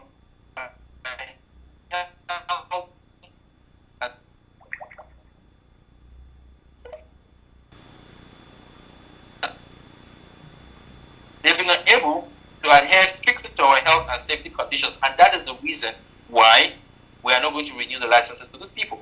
Nigerians will understand. Nigerians will appreciate. And if it's because they've not been paying their taxes regularly, if it's because they've not been living up expectations with regards to the production, because there are some companies who have got oil wells, but don't have enough money right now to undergo new exploration or new drilling activities. And if that is happening, why not? We'll give companies that have their capacity to drill and to produce. Okay. What are you going to fix? What are you going to do to fix the Niger Delta problem? We're going to communicate with them. Our body language has to be right. The Niger Delta people have been cheated. The Niger Delta people are not living the best of environments. The Niger Delta people do not have schools, do not have health centers. And we know very clearly that 90%, 80% of what this country receives in terms of foreign earnings comes from the Niger Delta. So we will have to apologize to them, and we'll have to do the right thing. And I am praying that when we're doing these things, the youth, the people of the Niger Delta would help us achieve this plan. But Goodluck Jonathan invested a lot into Niger Delta as well. What would you say about that? It's from there. I didn't see the investment. I am sorry. Invested in what? Please. In people. He said he was he set up so many organizations to. I don't want to mention names and I don't want to criticize anybody. I just want to hear from you. I am sorry. The Niger Delta is still the same way it has always been. Really? Have you been there recently to talk to them? So when the people... Yes, I was in Warri and I was in Yenogua. But the one thing I keep telling the people is, when you want to channel your anger, make sure you are channeling it to the right people. If we had a 6-year administration of somebody from your region, I need to see what was put in place very clearly. And so, if I cannot see that, I do not expect you people to complain just because this other guy is from a different region. That should not be the bane of our argument. That should not be the reason for our anger. We should be more concerned about how we are benefiting from these systems. And it has got nothing to do with ethnicity or religion, but on how we can come together as a people in unison to demand for accountability, transparency, efficiency, and good governance from our elected officials. That is the only way out. That is the only way out. Okay, I would take that from you. But my other question again is, what are you going to do about the Biafra people?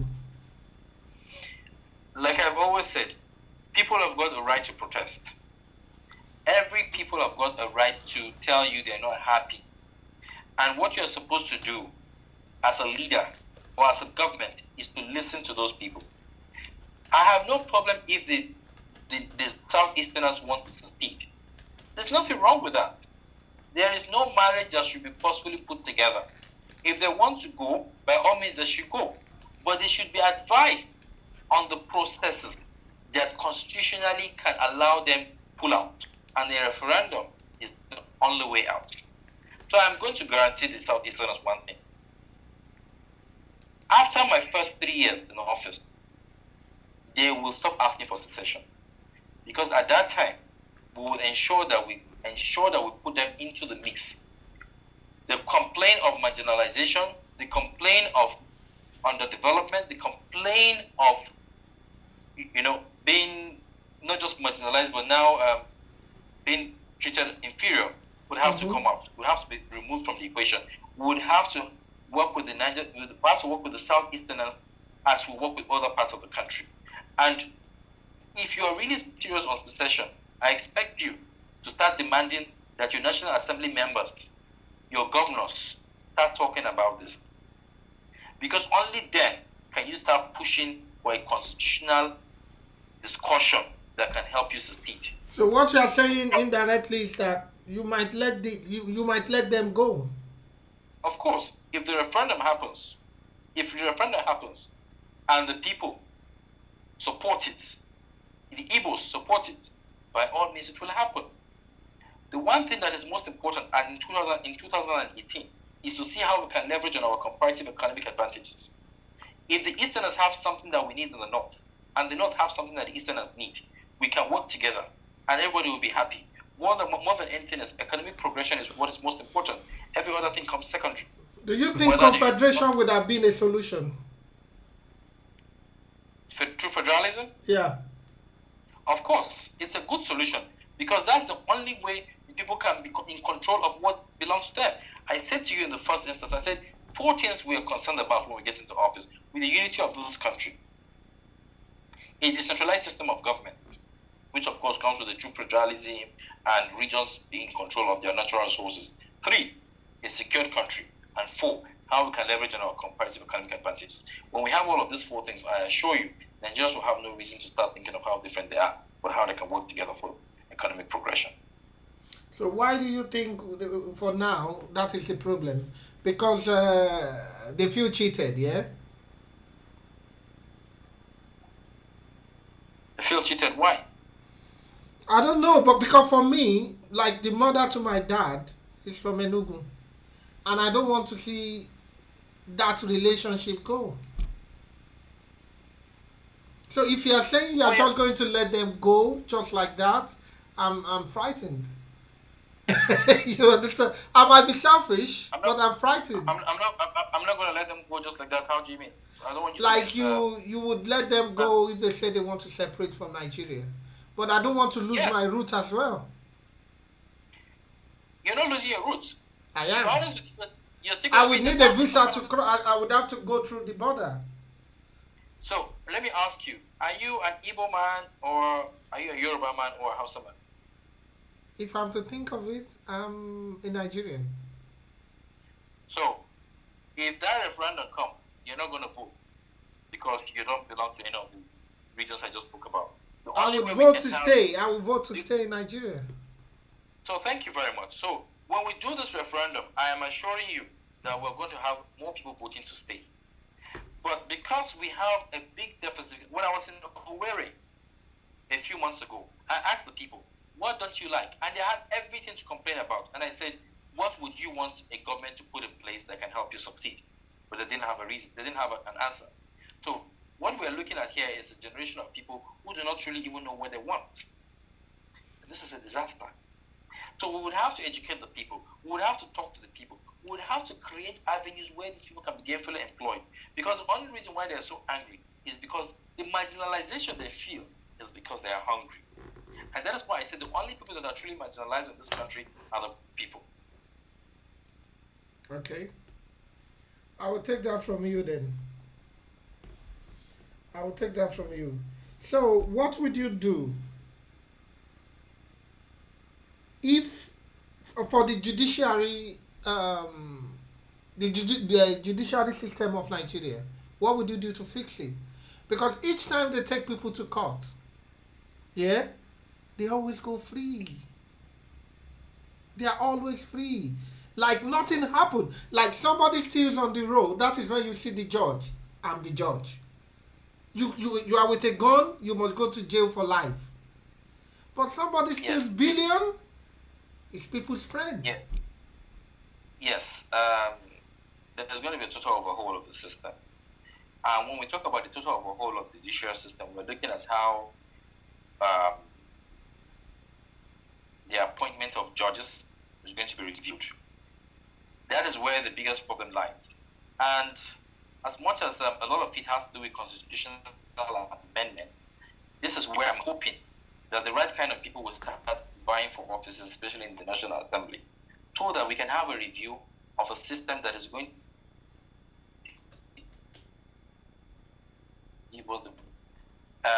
other than that, we can't address, the president cannot single-handedly address a judicial system, because if I could, I would probably see how we can change the entire system, but most of these things have to go with the constitution, and I'm a highly. Would you amend? Would you be willing to amend the constitution?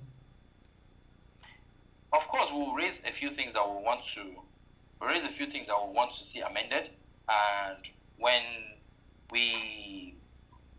we push it to the National Assembly, we will hope that they push it into law, because every arm of this government has a role to play with regards to how this country should work. If you get into power, those that have been stealing before you get there, what would you do to them? I think I said that earlier. I said I'm going to allow. And I told you we are going to postpone it till now. Yes, I think I'm going to allow for a bargain. I'm not going to lie to anybody. The reason why they did all of those stealing was simply because we had a system that, in all honesty, allowed them to steal. So when you think about this, if you drop 20 naira on the floor, I could pick it up. But if I drop 20 naira in a safe, I lock it up, put it in a cage, and you still go and break it in, and then I know there's a problem. So our systems are porous, and that is why civil service, whether the civil service or the politicians, have access to our collective wealth, and this is a major problem. Okay. Who are the leaders that inspire you? Who are the leaders that what? That inspire you to want to go on to become a president, things like that? I think it's amazing. You have a country where you can't really find leaders. I just sincerely think Umar Musa Yar'Adua, the late one. The late Umar Musa Yar'Adua had a mission but never got a chance to execute it. Exactly. I think he inspires me. And the one line that he said at his inaugural speech that still reminds me of the man was when he said, though he knows that the process that got him elected into office may be corrupt, he's promising Nigerians that he's going to give them the kind of governance that they deserve. For me, that was humility to its core, and that was honesty to its core. Okay. What are you passionate about? Well, I'm passionate about my people. I'm passionate about Nigeria. I'm always very quick to let anywhere I go to in the world, always quick to let people know that I come from a country that has the potential to be great. And so I can fight you to the very end just to let you know that we have got good people. And just because we have a few bad people, that doesn't mean that we should have we should be generalized as a bad country. We're not a bad country, we're not a bad people. We've got healthy people, we've got forward-thinking people, and I just believe if the right people start working up to say, fine, we're going to start serving this country the capacity that is going to have a wider effect on the people, then we should do it, and we're going to do it. This is the mission I've started, and many people have asked me, why do you think why the office of the president? And I said to them, I think I'm too relevant for my generation to hear that I existed without making an impact. Why should anybody be led by you?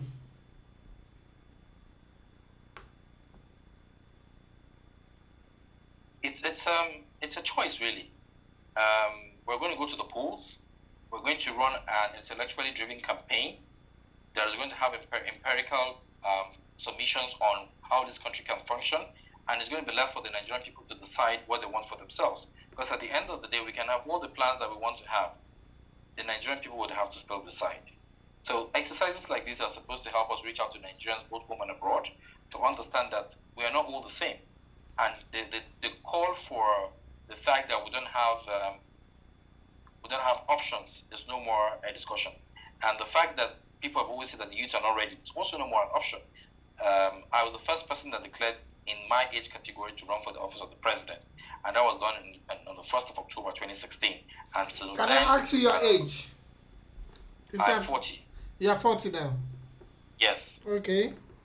You can go on. I made a declaration to run when I was just 38. And I remember at that time, a lot of people called me lots of things. They said I was crazy and I had lost my mind and it was an impossible feat. But I'm glad today that they don't mention 5 people running for office in 2019 and they don't mention my name. And like I said, people who actually refer to me as, some people say, oh, I'm never going to vote for that guy because he has a Buhari in his name. And I say to them, I say to them, I think more than anything else, you should judge a man. You shouldn't judge a man by the color of his skin, by the religion he practices, or the tribe he comes from. But we should focus on the content of his character. And I'm hoping Nigerians will grow beyond the little things and start focusing on the major things. When you are considering partnering with someone, what are the personalities you look at? Hard work. You must be hardworking. You must have a track record of transparency. You must have a track record of really wanting a one country, because those are the things I stand for. I want a country that is united more than anything. It has to happen. We have to work together, and the body language has got to be right. I want somebody that even if I'm not present, can actually continue the work that we have in mind. And I'm hoping that if anybody is listening to this program, I'm hoping that we get a Nigerian lady who will be ready to run with me. Okay. When you become the president, how would you select your cabinet? We have a federal character that we would have to adhere to. I respect the federal character. I think there's nothing wrong with it, in as much as we're taking the competent people from the different regions. Okay. Okay. What are the mistakes you see in most of the leaders nowadays? Communication. We're not communicating, and we're not taking criticisms. We should be open to criticisms. It doesn't matter where it's coming from. We should be able to converse. If someone criticizes you Monday, Tuesday, Wednesday, Thursday, or Friday, calling for a discussion, try to learn from him. We don't have all the answers. I don't have all the answers, and I'm hoping that people like yourself with your vast experience will be ready to talk to me and say, we think this can work better than what you have in mind. But we just think that you have the zeal, the enthusiasm, the energy, and that's why I want to support you. So I think if we want this country to work, it has to be an all-inclusive, whether on ideas, whether on beliefs, or on any other thing that we think can help people succeed. When you are faced with 2 people that is qualified for particular office, how do you sort it out? One of them has to be chosen. But how do you decide? The most important thing for me is if I cannot fire you, I cannot hire you. If you can't fire me, you can't hire me. Wow. That's new.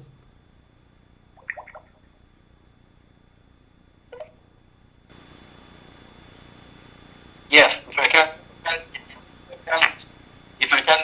you, if I can't fire you, I can hire you.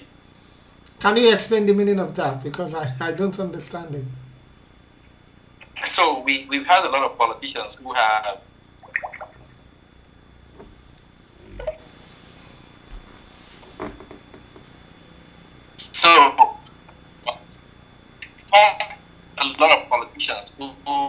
who try to compensate their supporters, their followers, because of the roles they played in the political process that got them elected.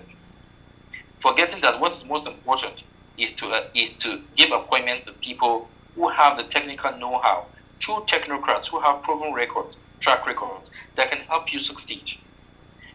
You see, everyone has got a role to play. If your role is to help a good person emerge as the president of this country, that is your role. If your role is now to help the president of this country to succeed as the president of this country, that is. The main fact that some people in this country are thinking they did not pick somebody from my local government to represent, to become a minister, it means that you're actually part of the problem, because you are hoping that somebody from your local government will be picked so that you can go directly to him and ask him for a handout. And this is where our committees are unable to now give you the kind of service that they should give you. Can you hold on, please? Yeah, good evening.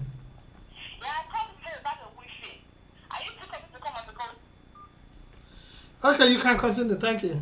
Continue, please. I thought they were calling to talk to you. Oh, okay. Yeah. Okay, sorry about that. Yeah. So yeah, so that's my position really. Okay. Um.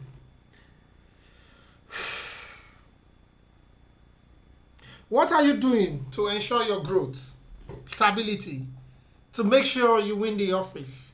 And yeah.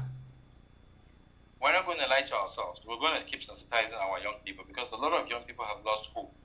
And so what they want when election season comes is to see how they can enrich themselves directly from the pockets of politicians who have stolen our collective wealth. What we're trying to do right now is to see them listen to us, give us the opportunity to hear what we have, and see if we can draw this process to becoming an intellectually driven campaign where we'll be talking about the issues, not castigating people, not looking for cheap popularity or trying to say things that are going to whip emotions of the people from one part of the country or one religion against the other part of the country or the other religion.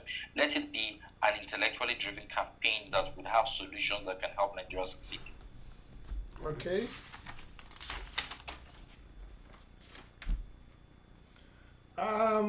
For me, I would like you to just encourage the youth and tell me why people should vote for you. And yeah, in few minutes, so we can call it a day. So you can take your rest because I see you're tired. Thank you. You're sounding very tired yourself. No, I don't want to bother you too much. Because I see you are so prepared. And most of the things I would have asked you, you've answered to all. Even before you get to that question. And I see a man that is, I pray things work out. And I pray in the kind of country where we come from, they can appreciate and give change a chance. I wish. We hope so. I wish. So my message to the Nigerian youth is one thing. We must be prepared to pay for the kind of democracy that we deserve. Otherwise, we will be paid for the kind of democracy that we get.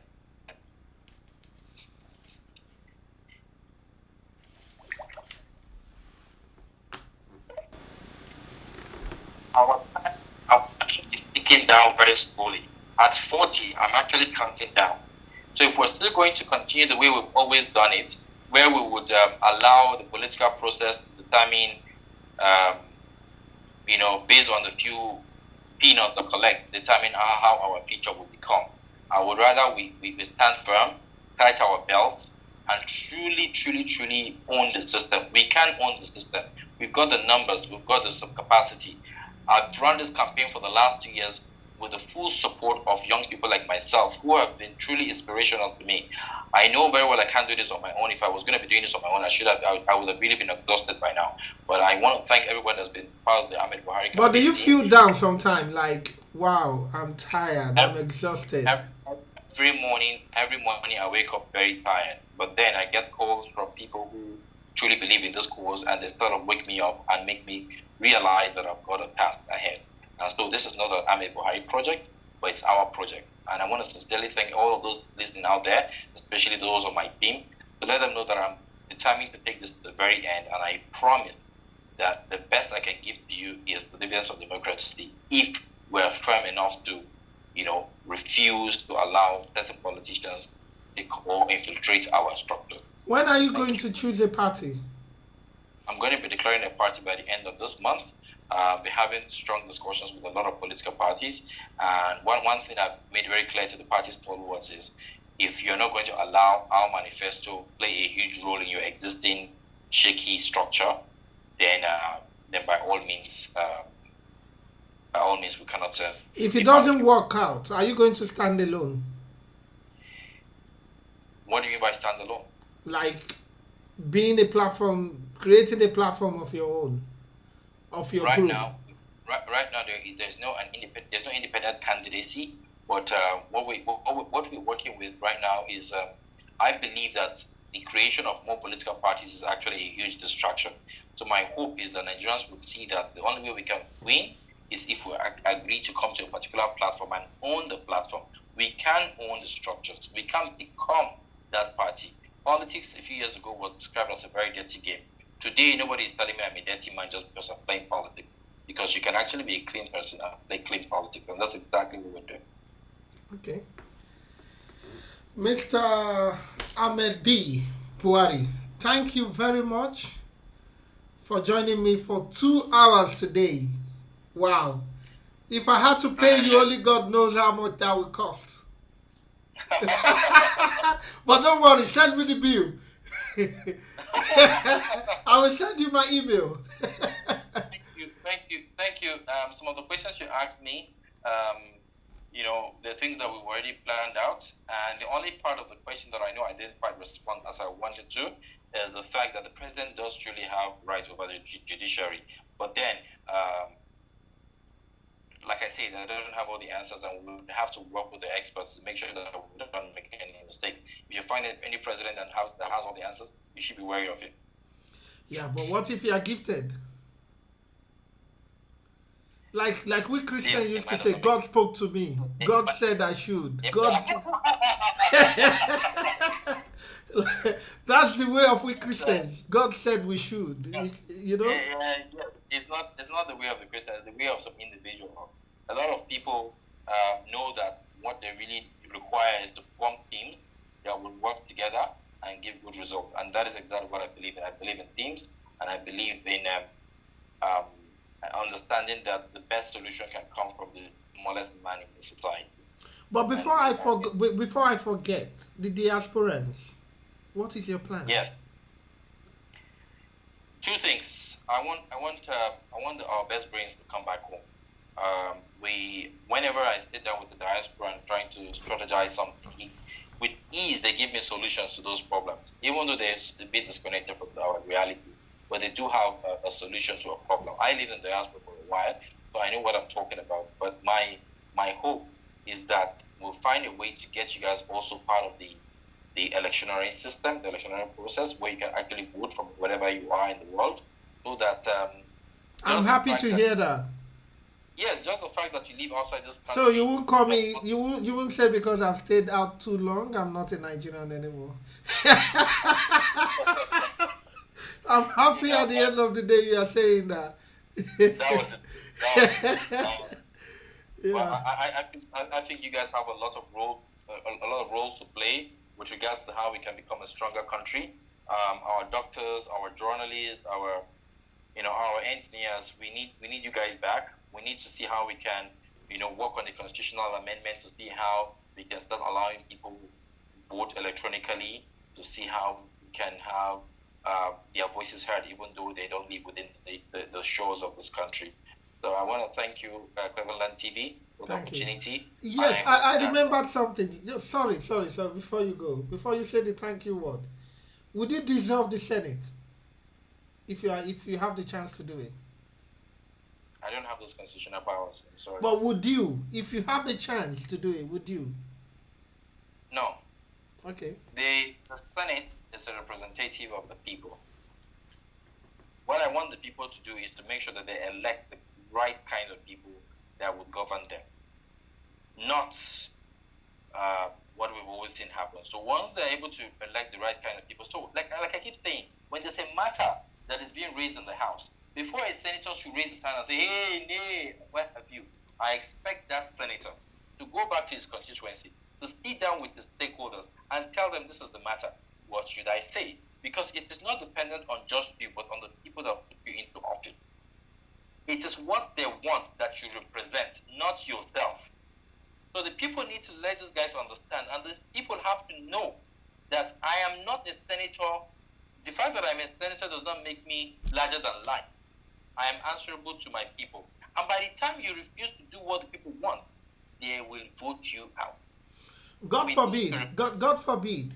God forbid. I pray you become the president of Nigeria, so I can get what I want for my kids and myself. According to your vision, I'm happy, and I wish you go through. But should God forbid, I would say that again because I don't want to offend you. If it doesn't go that way, and you are given an appointment, would you receive it? My purpose is to serve this country. I'm not going to lie to you.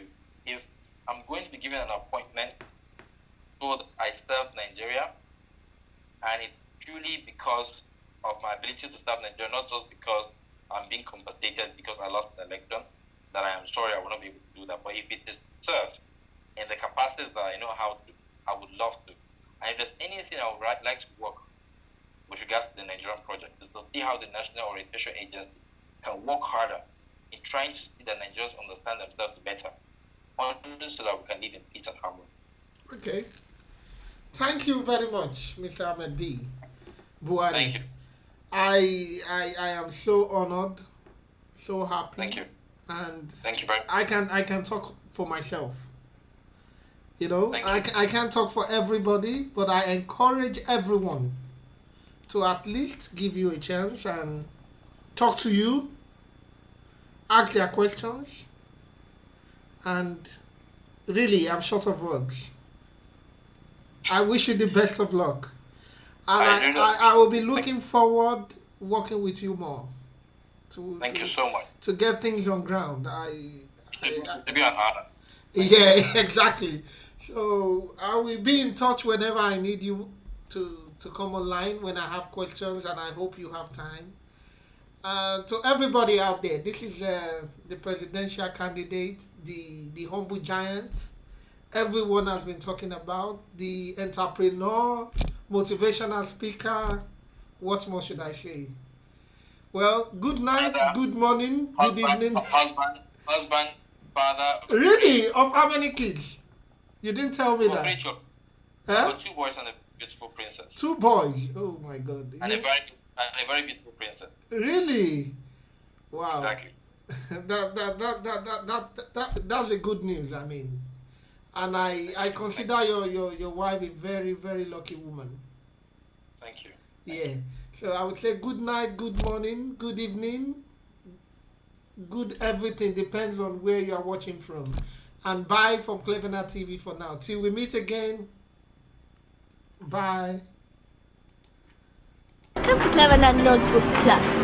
What's Cleveland Notebook Plus all about? Cleveland is a social network and online platform for professionals. What's our mission? Our mission is simple: to get the world's professionals to make them more productive and successful. How? Getting into a smarter conversation by blog, classify, events, group, music, upload, download, picture, movie, news, update sport, radio, and online TV station. Just sign up to our affiliate program. Start on Cleveland Notebook Plus. Freely register to our network www.cleveland.net. Thank you. For more information, please contact us today at our email info@cleveland.com or info@cleveland.net. Welcome to Cleveland Notebook Plus. What's Cleveland Notebook Plus all about? Cleveland is a social network and online platform for professionals. What's our mission? Our mission is simple: to get the world's professionals to make them more productive and successful. How? Getting into a smarter conversation by blog, classify, events, group, music, upload, download, picture, movie, news, update sport, radio, and online TV station. Just sign up to our affiliate program. Start on Cleveland Notebook Plus. Freely register to our network www.cleveland.net. Thank you. For more information, please contact us today at our email info@cleveland.com or info@cleveland.net.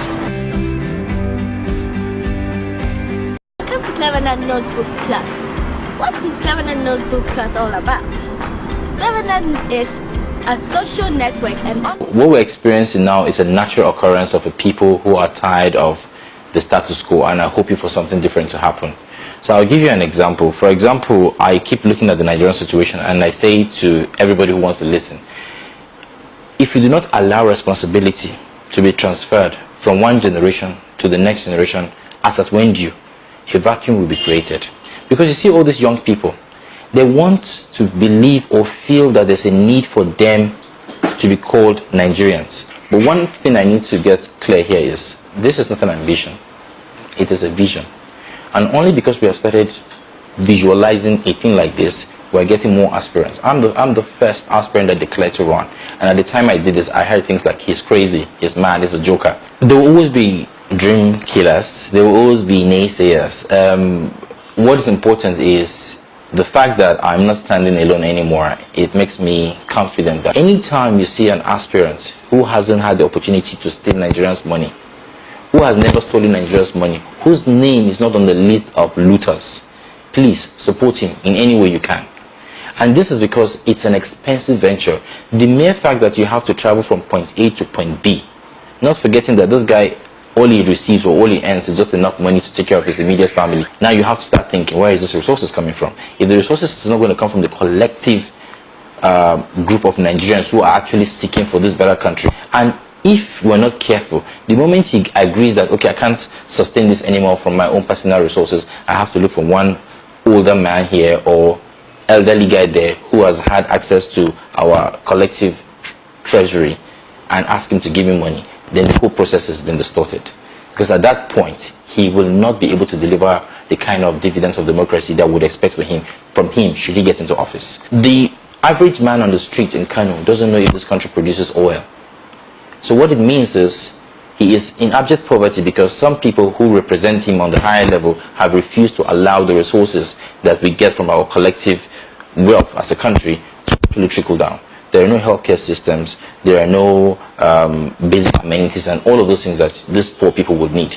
And what I'm saying is, except the man in the east understands that the man in the north is going through the same problems as he is with the man in the west, we can have a united country. This country can produce millions and tons of food, and in that same year we still go hungry, and that's because we haven't put the right things in place. If agriculture is our biggest strength, then we'll have to manage it and ensure that we leverage on its entire value chain, whether we're going to be thinking of how well we store, what we process, how we package, how we brand, and how we export.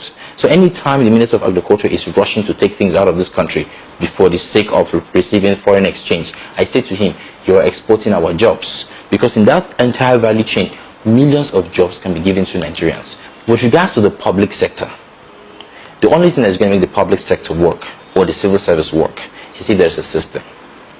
I'll give you an example with the banking sector. The day 1,000 naira would miss, that banker will not leave his office. He has to balance the books. And that's because there's a system. The moment he cannot balance the books, they would have to raise a flag and say, 1,000 naira is missing here. But they not just say 1,000 naira is missing, they will look at it and say 1,000 naira is missing here. It was taken at 2:30 p.m. on the 14th of January 2018 by so person. And so people just believe that when we bring this system, I will not have a chance to dip my hands directly into the pockets of the treasury and put it in my own pocket. And except we are going to have a leadership with strong political will and determination, we will not be able to have this kind of system, whether from the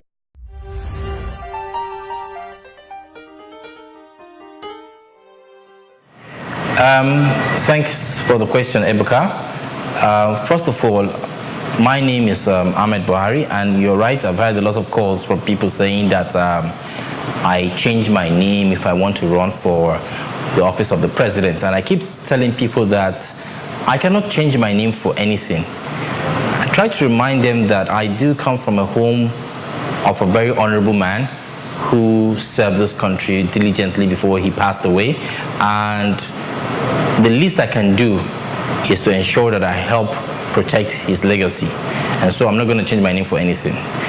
With regards to the current administration and its performance, one would say they have handled some certain areas well and some certain other areas haven't been handled so well. More than anything else, I think Nigeria is a very complicated society. It's filled with different ethnicities, different religions, different viewpoints, and we do deserve a leader that will be ready to answer to everybody. People need a leader they will feel comfortable with. People need a leader that will understand their plight. And so what I would suggest or advise the current administration to do, if they're listening, is to, as much as possible, try to create that atmosphere that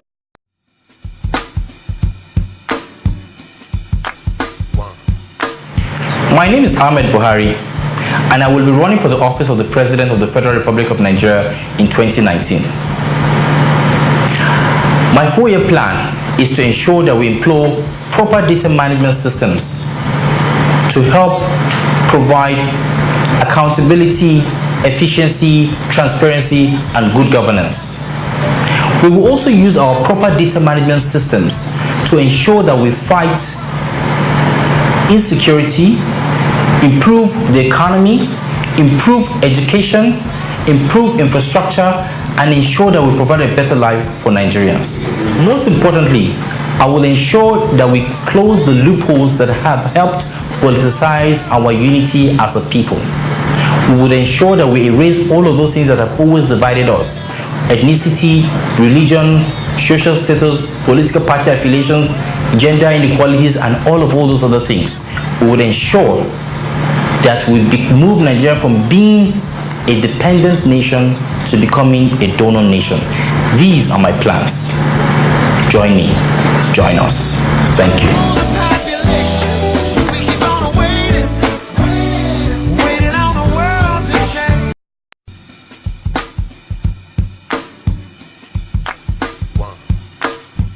The thing has been so stressful because even when you come in, the people will keep you waiting until I don't know when the system is going to improve. They couldn't find my name on the list. After the registration, I had Ojuelegba. I had to see a lot of crowd here, and I decided that the stress is too much. And they are saying I should go to Cyber Cafe to from there find out my details of my Ahmed office, so they can print out my name there. It's not compulsory now. Is it by force to vote? The crowd was much, and just because I wouldn't want to waste my time from where I was going to, so I had to go. I did not really put down my name and my number down. Maybe I voted. What's the benefits? What are you benefiting? I'm not doing any voting. I'm not interested. My name is Ahmed Buhari. We're there for Surulere, for inside Lagos, and we're trying to find out why people not the vote or how did they go through to get their PVC. And if you see behind me, a lot of people don't come here since 7 o'clock in the morning. Some of them come with their children. Some of them had to walk down here to come do registration. Some of them, they complain since 2011 that they tried to get this thing done, but they never do. Some of them, they say they send me to go internet cafe to go get the right documents that can help them get this thing registered. This thing not go easy. But Moko, remember one thing. If you have your PVC, now there your power day. Now there you go vote the kind of candidate where you want. I know some of them don't complain, say they don't tire for the system, but I beg, we cannot lose hope. The only time we feel lose hope now when we die. So remember, your future day, your term. Go and register, get your PVC. Thank you.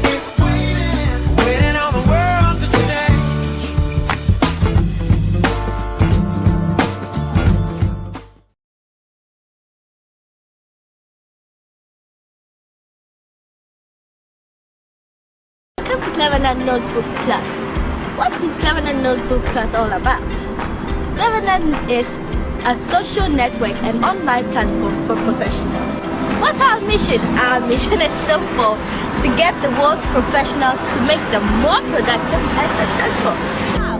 Getting into a smarter conversation by blog, classify, events, group, music, upload, download, picture, movie, news, update sport, radio, and online TV station. Just sign up to our affiliate program. Start on Cleverland Notebook Plus. Freely register to our network www.cleverland.net. Thank you. For more information, please contact us today at our email info@cleverland.com or info@cleverland.net.